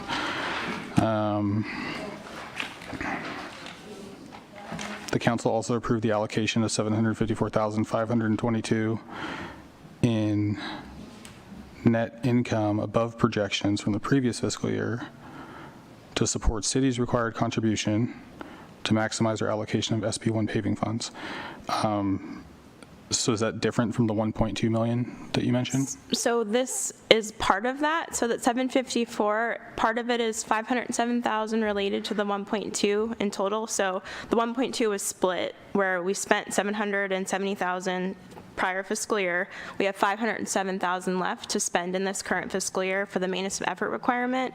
And then there's still 240 something odd dollars related to the employee cost of living increases. So between the COLA increases and the MOE 507,000, that's how we got to the $754,000. That is the same. You're right on that. That's the exact same allocation we were just talking about. Okay.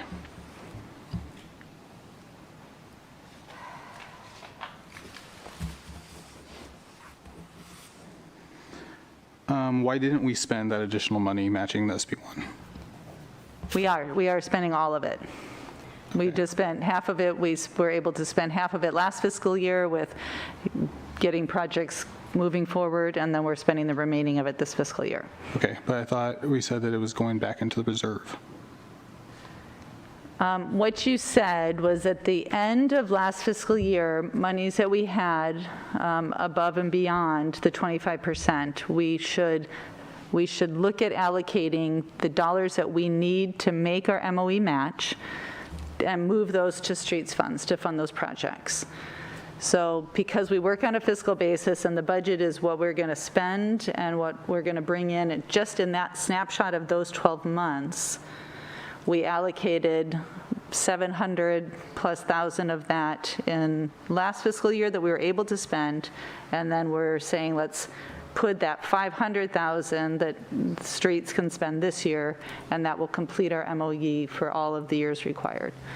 Okay, I thought we said that we were putting money back into the reserve. We are also doing that.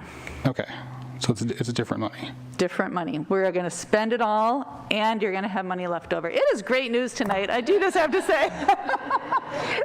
It is good. I mean, it is. Yeah.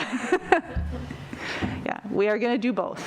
And I know the numbers are kind of similar. I'm telling you, you're going to have about 500,000 additional. And then the MOE money that we're spending this year also happens to be 507,000. So that might be what's creating the confusion. But we are doing both. So how much more money total did we have than we projected at the start of the fiscal year? Well, let me calc it. It's that. I think I sent that. Well, we sent that, maybe that number to you in an email, but let me calc it. Andrea can probably do it quicker on her Excel. 4724186. So I just want to make sure, have a clarifying question. So the beginning balance for 6/30/2021, the overall change from what we had estimated of the $4.2 million at the time of budget adoption versus where we're at now at the $5 million at midyear, it's $861,000 additional. But as we get towards the end of the fiscal year, the number will now be $483,000 as we end 6/30/2022. That's what the proposed changes. Correct. Yep. And that includes the street dollars.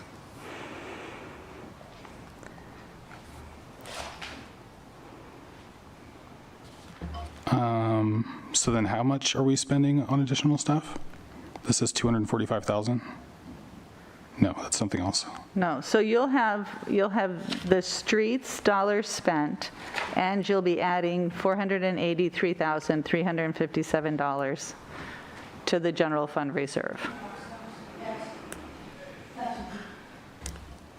Okay, and then where does it show the budget increase from what was projected? If you look on page 57, that same top, that shows the budget increase, the balance, your general fund balance. I mean, it's that fund. But that's the general fund reserve. Are they the same? Yes.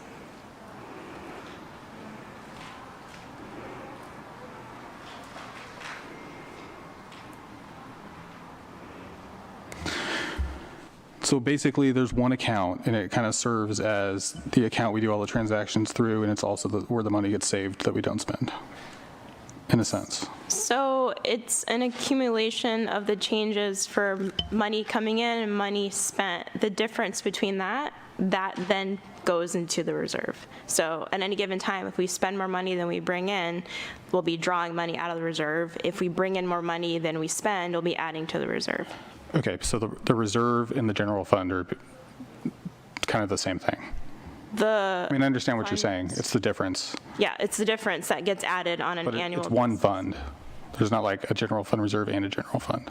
No. So the general fund itself is just a way to say, here are all the general operating activities of the city in one place. We just want to look at the general operating revenues and general operating expenditures. And the difference between those, all that activity, and then what's left over goes into a particular accounting line item called fund balance line. And that's what we're evaluating for the general fund. But they're very similar fund balance lines across all the funds citywide to account for all the activities and what's left over, or what if we spend more than what we brought in as well. And maybe a helpful clarifying question, right? I mean, the general fund reserve is that minimum 25% of the general fund that we set aside to have in reserve. And then seeing that initially we budgeted to have that at 27%, but now we're going to see that increase to 33% in our reserves of the total general fund. Correct. Okay. Just roughly, what is our annual budget? For citywide? Yeah. About $45 million.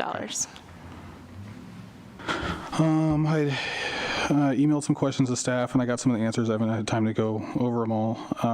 But one of them,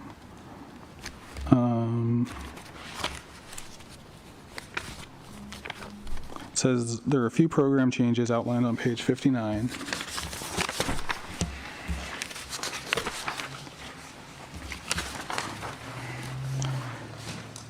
And then it says,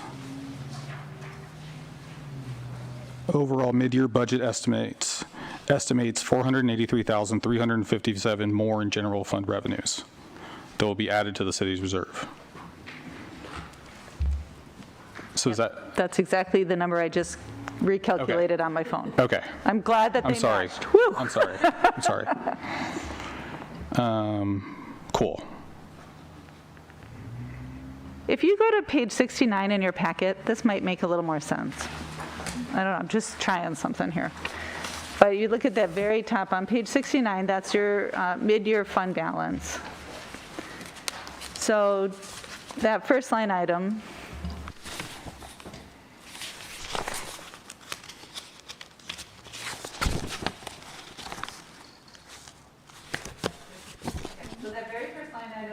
the very first line item, general fund, you're going to see the fund balance at the beginning of the fiscal year. This has all been updated, so this is all fresh numbers with the proposed mid-year. But what you see is the general fund does have more than $4 million that runs through it in a year, right? In this particular fiscal year, we are estimating $14,900,000 in revenues coming in.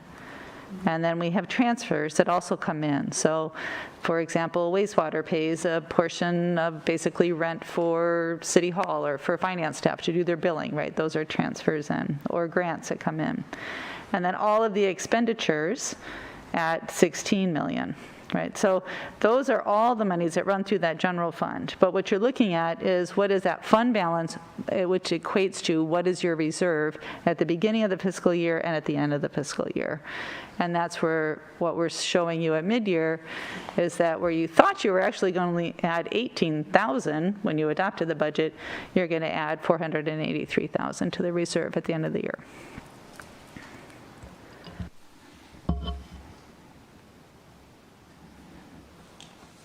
Okay, thanks.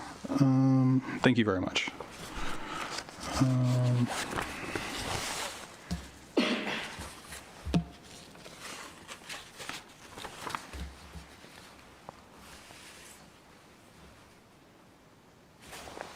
What's the Parkland in lieu fund?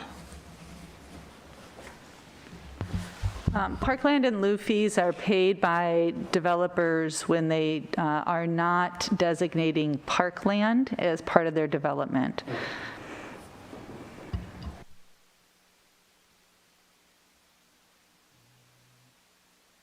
Why is there less money in community development grants? I don't know, I wrote these the other day, does that make sense? Yep, so are you looking at packet page 69? Or are you looking just overall?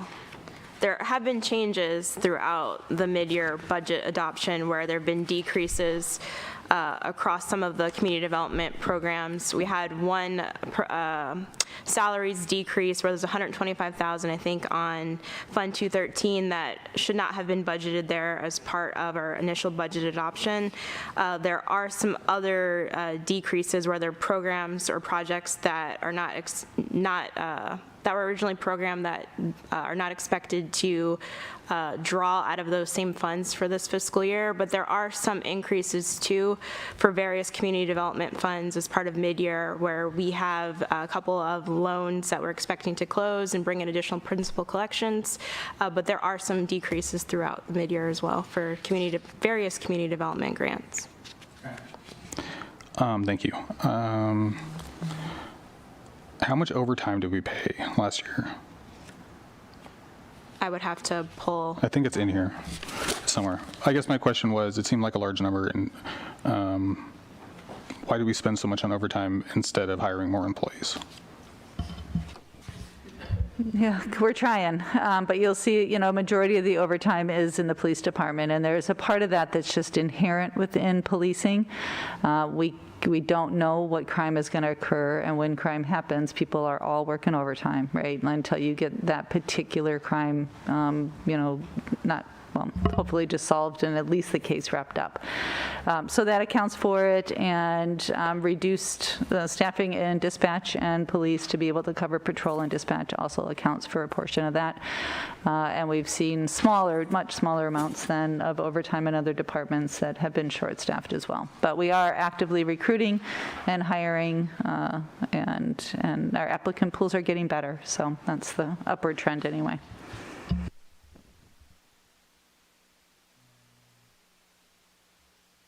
How come you're not recommending to hire more staff? We will be looking at that seriously at next fiscal year, and some gaps that we have been struggling with for several years, but that's not typically something I would be bringing at mid-year, and we are actively still trying to fill several vacancies, so that will be our priority between now and July. But you will see, hopefully, a budget next year that does include some modest staff increases where we have some real critical gaps. Thank you. There's one account description in here that said other professional services. I think it had like a couple $100,000 coming out of it, maybe more. I was just wondering what those professional services are. Yep. Do you have a packet page number I can look at just to refer back? I can find it. Oh, okay. For the breakout. Yeah, I have those too.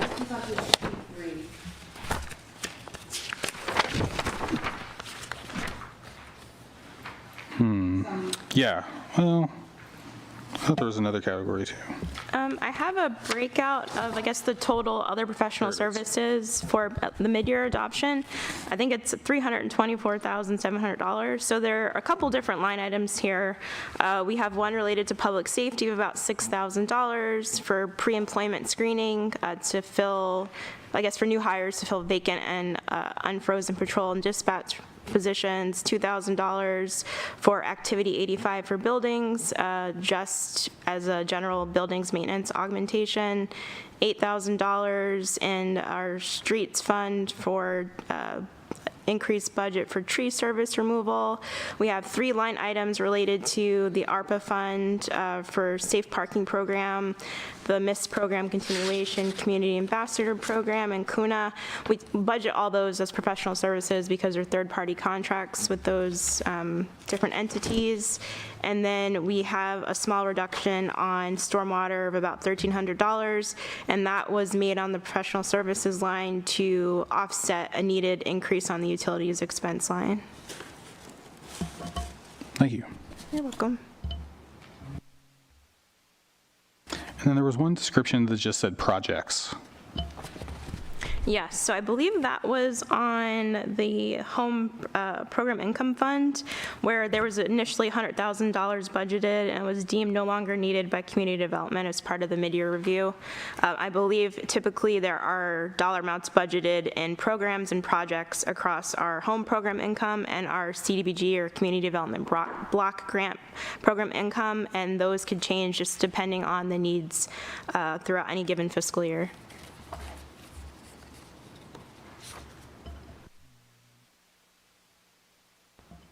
Thank you. What are other employee benefits? So those are comprised of our normal payroll cycle, every biweekly payroll period. That will include PERS payments, medical benefits, similar to the REMIF check for medical premium, dental, vision, any benefit that the employees derive as being employed here at the city as part of our normal payroll cycle.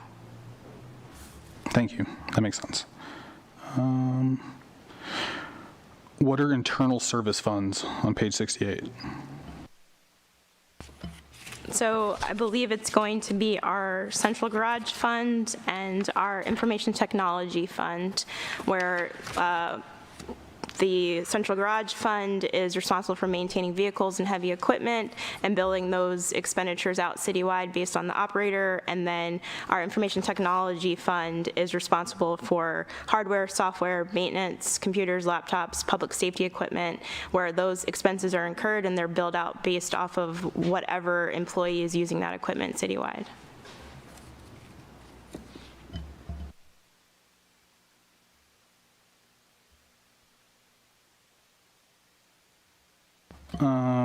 Under special revenue funds on page 69, there's special revenue fund 204, and it's an acronym POST. I was wondering what that is. Yes, I do not know the exact acronym for POST, City Manager. Police Officer Standardized Training.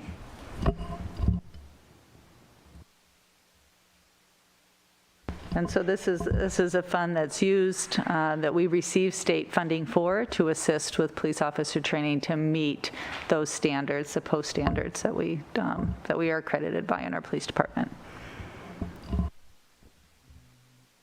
Yeah, and I just kind of have there's probably like a dozen funds that I just have questions for. I mean, I feel bad, keeping people here, but I guess this is where I have to do it.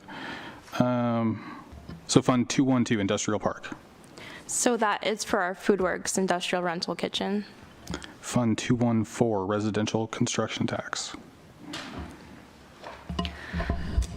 This is a fund that, similar to the recreation fee for new construction, the residential construction tax is a fee that is on non-residential, so it's on business and mixed-use development that pays towards park and recreation amenities.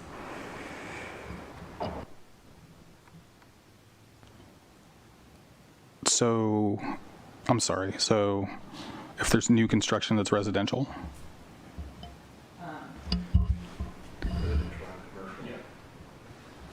Yeah, I think it's just labeled wrong. That should say recreation construction tax. Okay, that makes, I know what you're saying then. Yep.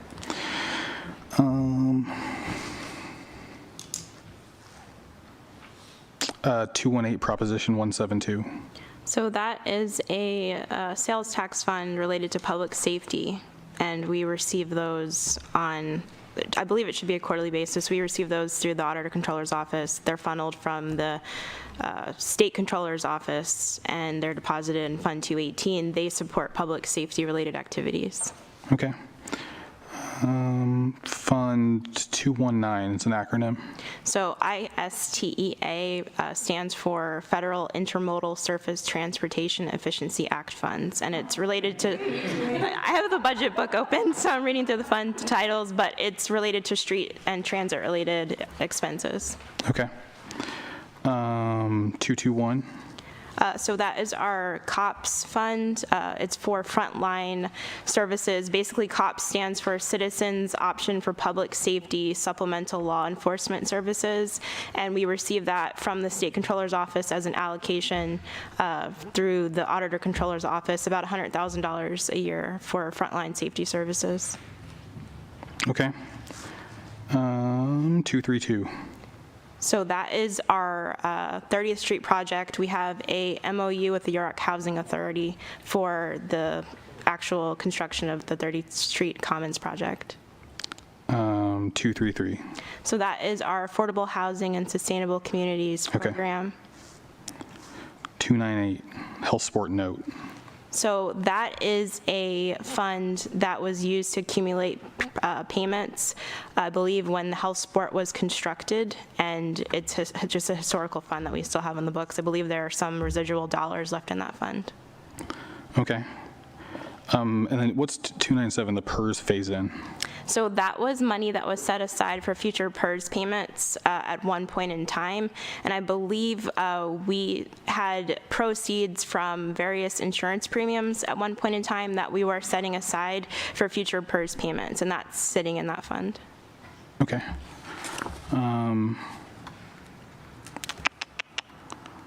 Could you remind me what the special assessment districts are? Like, how do those work? Yes, so we have 3 different special assessment districts. One is the Mad River Business Park. We have Janes Creek and Windsong.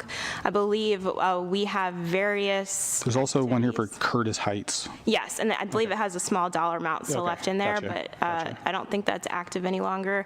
So for these 3 different assessment districts, on an annual basis, we provide a city engineer's report, an assessment of city costs in order to maintain these districts, so things like landscaping, lighting, what have you, and then we apply direct charges to the property tax rolls for the residents of those 3 different districts to derive revenue to cover the staff costs of maintaining those areas.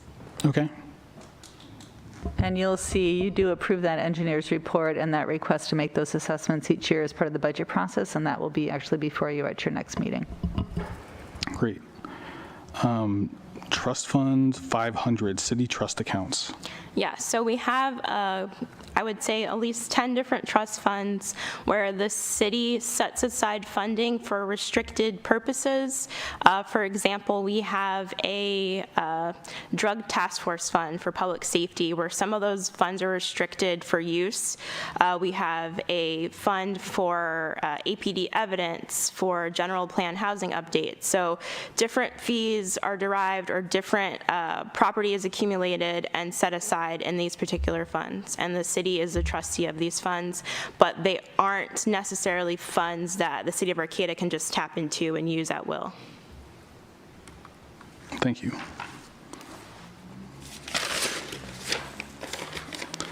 Oh, don't need to do that.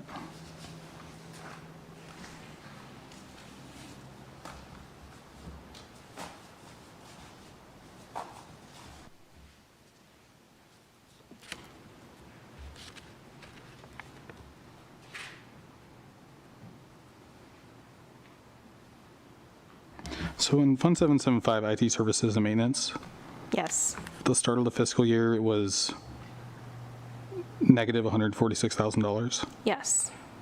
So how does it start negative? So as part of the IT fund, we do charge expenditures out to all the other funds to recover costs.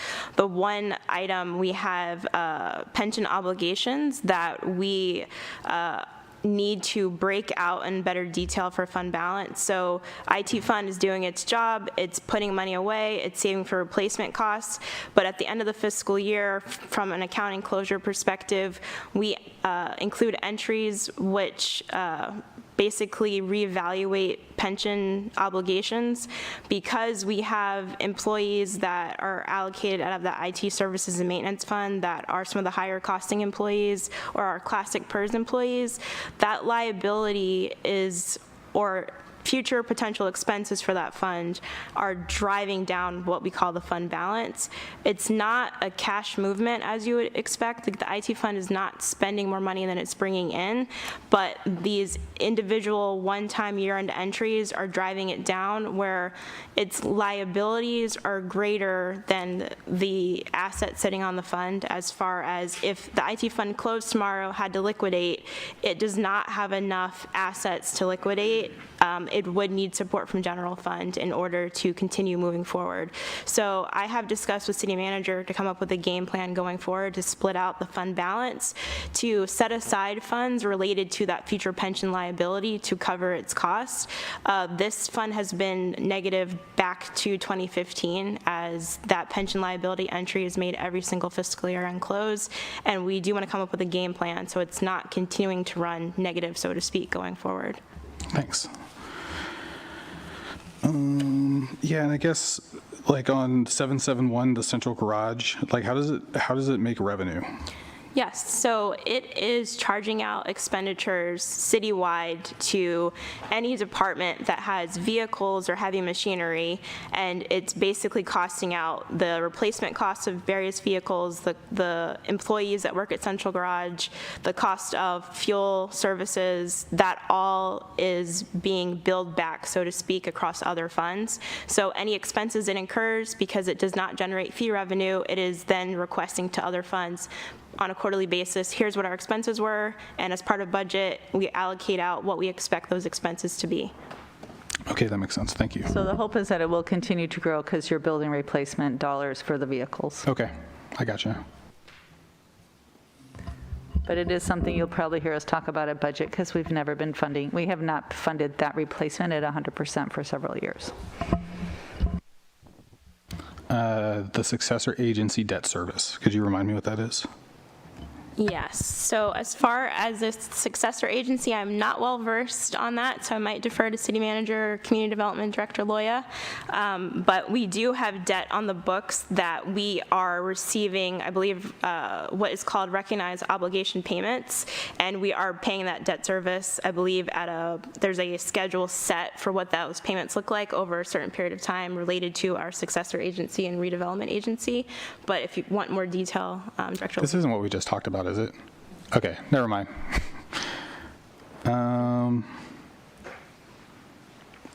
Fund 101 on page 71.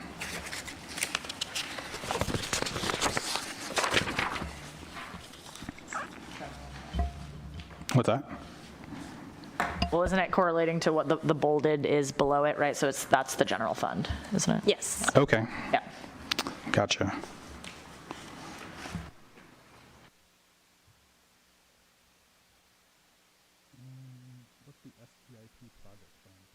The STIP project fund.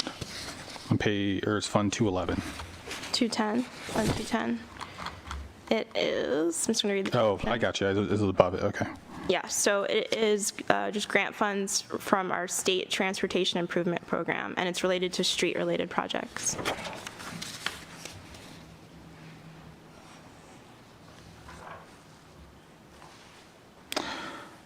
The answer is that. All right, I'm almost done. Find my other questions.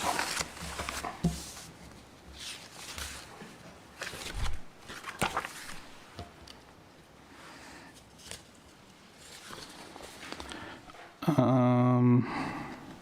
had a question. It's Fund 101, I guess the general fund. It's a finance statement line item, other revenue, and it says operating transfers, $507,000. Yes, I don't know what page you're referring to, but that is. This is something that you guys sent me in an attachment. Okay, so that $507,000 is related to the operating transfers between general fund to streets fund 207 for that maintenance of effort requirement for that 1.2 million that we discussed that was set aside. So that $507,000, how it makes it from general fund to the streets fund to support projects is through the conduit of operating transfer. Okay. And then what are the investment earnings? What investments do we have? Yes, so we have investments held through LAIF, which I don't have the acronym in front of me right now. I believe it's funds that are pooled at the state.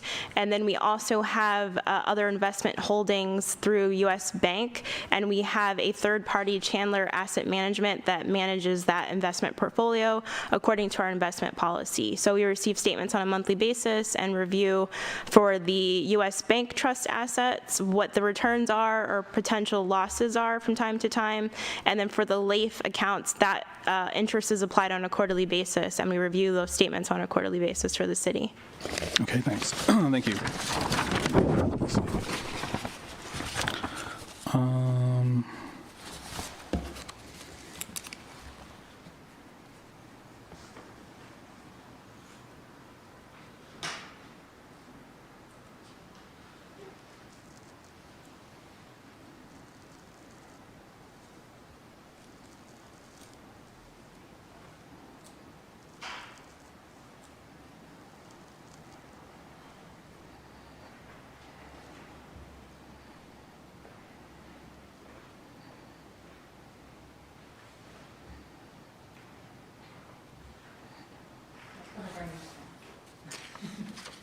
They were hiring new staff. Yeah, there he is.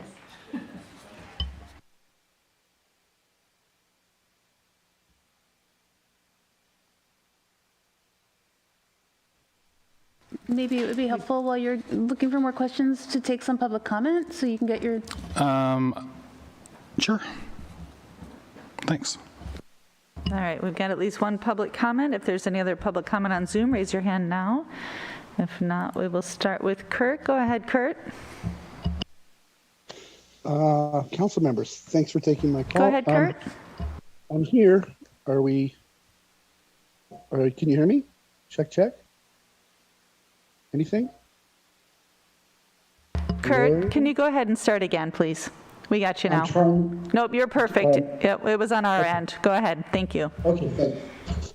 So I'm listening with rapt attention on the council budget, the city budget, but I hear nothing about deferred maintenance, which is not not surprising, but I think that it's an important idea to consider at this point because we have the Gateway project and we have a lot of issues that are synergistically occurring at this moment, namely a strong demand for real estate, a polytechnic situation, transportation crisis. All of these things maybe are important right now, and we need to think about deferred maintenance, in my opinion. Namely, $64 million for the a marsh upgrade, and at least $100 million in sewer pipes that are 60 years old, that are still sitting in place, that are falling apart. And the reason that's important to fix our sewer pipes is because that causes I&I, which is infusion and inflow, and that's what overwhelms our marsh. And that's what causes untreated or partially treated sewage to get dumped in the bay. So I know that these numbers seem comical, and that's probably outrageous to hear $100 million for sewer pipes, which is times and times our city budget on an annual basis. But I'm sorry, these are serious problems. They need to be attacked. And so I just want to point out that we've got a big problem, and I want it addressed if possible. Thank you for your time. And thank you for taking the time to make the public comment. All right, we have no more public comment on Zoom. Do we have any public comment on the budget in the room? Hi, I just want to say if you had a tip jar there, you'd get a big one from me.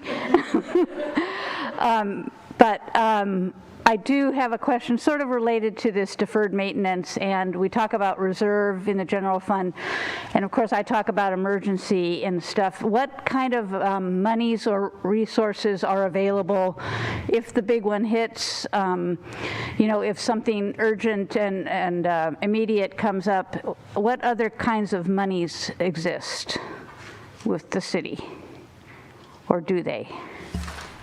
We talk mostly, I'm sorry. No, please go ahead. We talk mostly about the general fund reserve, and we do set aside a goal of 25%. We're working to exceed that at around 33% this year, which would be emergency funds. But each of our other funds, whether it's water, sewer, streets, also carry reserve balances. Those are geared towards replacement or proposed projects, but it could potentially be cash on hand if the city needed it in a substantial emergency. But we are in the big one. We are certainly going to be looking to our state and federal partners to be coming in and helping us make some of those changes. But we'll continue to set money aside, and our insurance companies. Thank you, Joanne.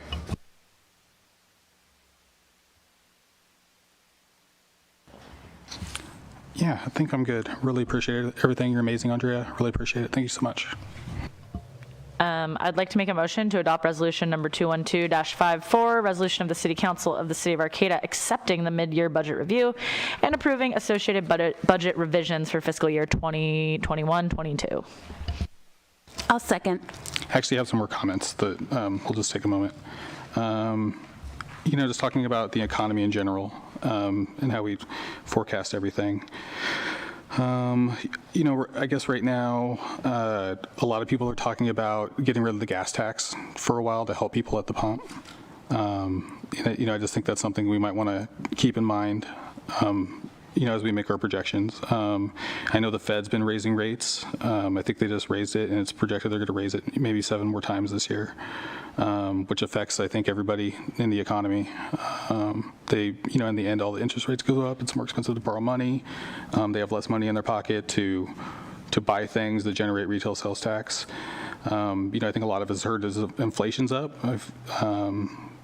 Everything's more expensive. I think groceries are like 8% more expensive across the board. Other things like cars are like 30% more expensive. Houses are more expensive. So it just leaves, leaves everybody with, less money in their pockets to be spending. And also the cost of gas is up, right? Like, I think we've all noticed that. The gas is really expensive right now. I think the budget's really well done. I think that we're always pretty conservative and manage the money pretty well. But I think as we talk about the budget for the next fiscal year, we should keep some of those things in mind and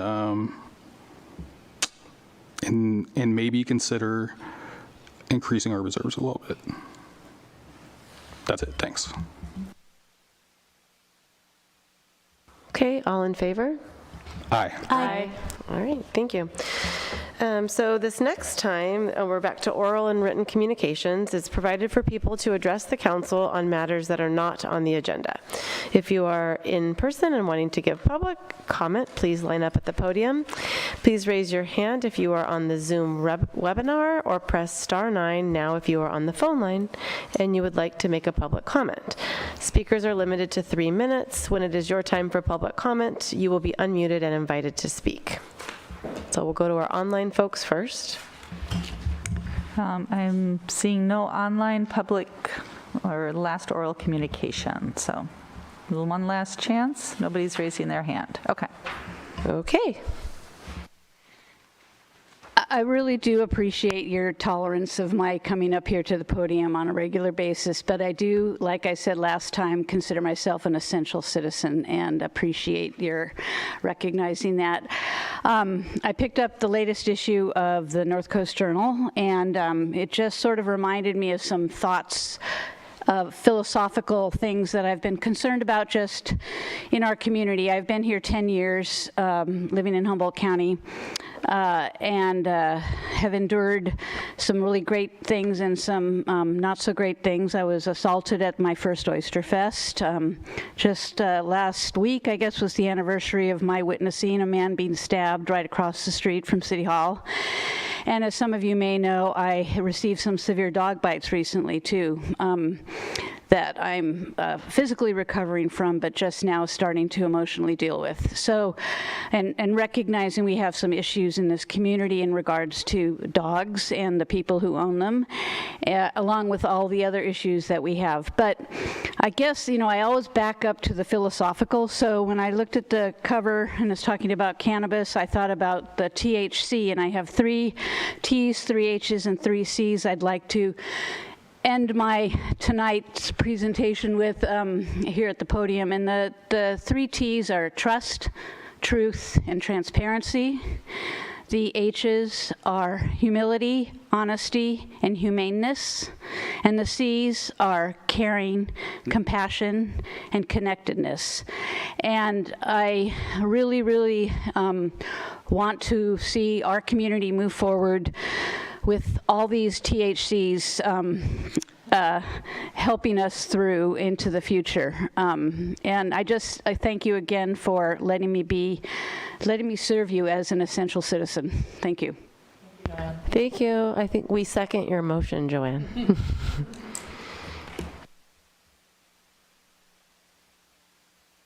Joanne, will you post your THCs on Facebook later or something so I can remember what they are?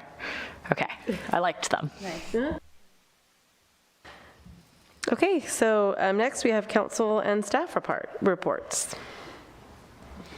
Anybody from staff have any reports? Okay, how about council? I just want to say Purim started at sundown, so happy Purim to all my Jews. I had the opportunity to reconnect with the Sister City Committee, which was really wonderful. They are a great group, and they are really hoping and planning on having an iBlock party again this year, and have begun the early planning process of that.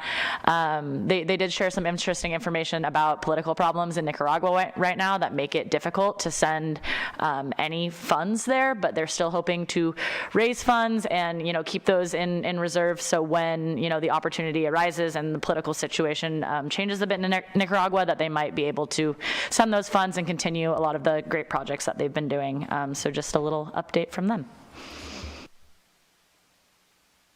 Thank you. And today, actually earlier, I met with our homelessness services working group, and I just wanted to bring up a couple points. One we talked about a bit earlier, but just in case anybody missed it, both of the home key applications, the one by Arcata House Partnership and Danco, have moved forward to the next step and are they're hopeful that they're in good positioning. So that's great news. One interesting thing, as I know we've talked about before, that we have a lot of housing vouchers, hundreds, I believe, that are unused because of no physical space to use them in. And it's not a for sure thing, but there's a possibility that some of those might be able to be used for those projects. That typically doesn't happen that way, but I guess there's some changes and considerations being made. So I think it was Arcata House Partnership is working on that conversation to see if that can happen. And then for safe parking, it's exciting. It's getting close. So Arcata House Partnership is starting to work on the site prep, putting in security systems, staff training, and also working with the people that are parked out front, kind of either trying to get them on board to come in or just noticing them that it will be time. There will be a time that comes in the near future where they'll have to find a different space. So those are just my updates from that group today. Oh, and then the Main Street membership gala will be held at the Arcata Theater Lounge. I believe it is next Friday. So that will be a fun event. So there's still tickets for sale if people are interested. And, sorry. I just want to say along the lines of our safe parking, I saw that the county is now thinking about kind of taking our lead and doing the safe parking encampment too. So I just want to congratulate us for being kind of the trailblazers. I wanted to add one thing that I forgot about. That's kind of a personal yet professional announcement. No, because you said March 25th. So if you're planning on going the ball, maybe before, myself and actually former Mayor Sofia Pereira are going to be participating in a panel at HSU. That's part of the Schwab Lectures series for political science. It starts at 4:30. It starts at 4, and it's in Siemens Hall on March 25th. And so Sophia and I will be talking about women in leadership and various, things about Arcata and all of that. So should be a good time. That's awesome, Sarah. Will you post about that? So that reminds me. Thank you.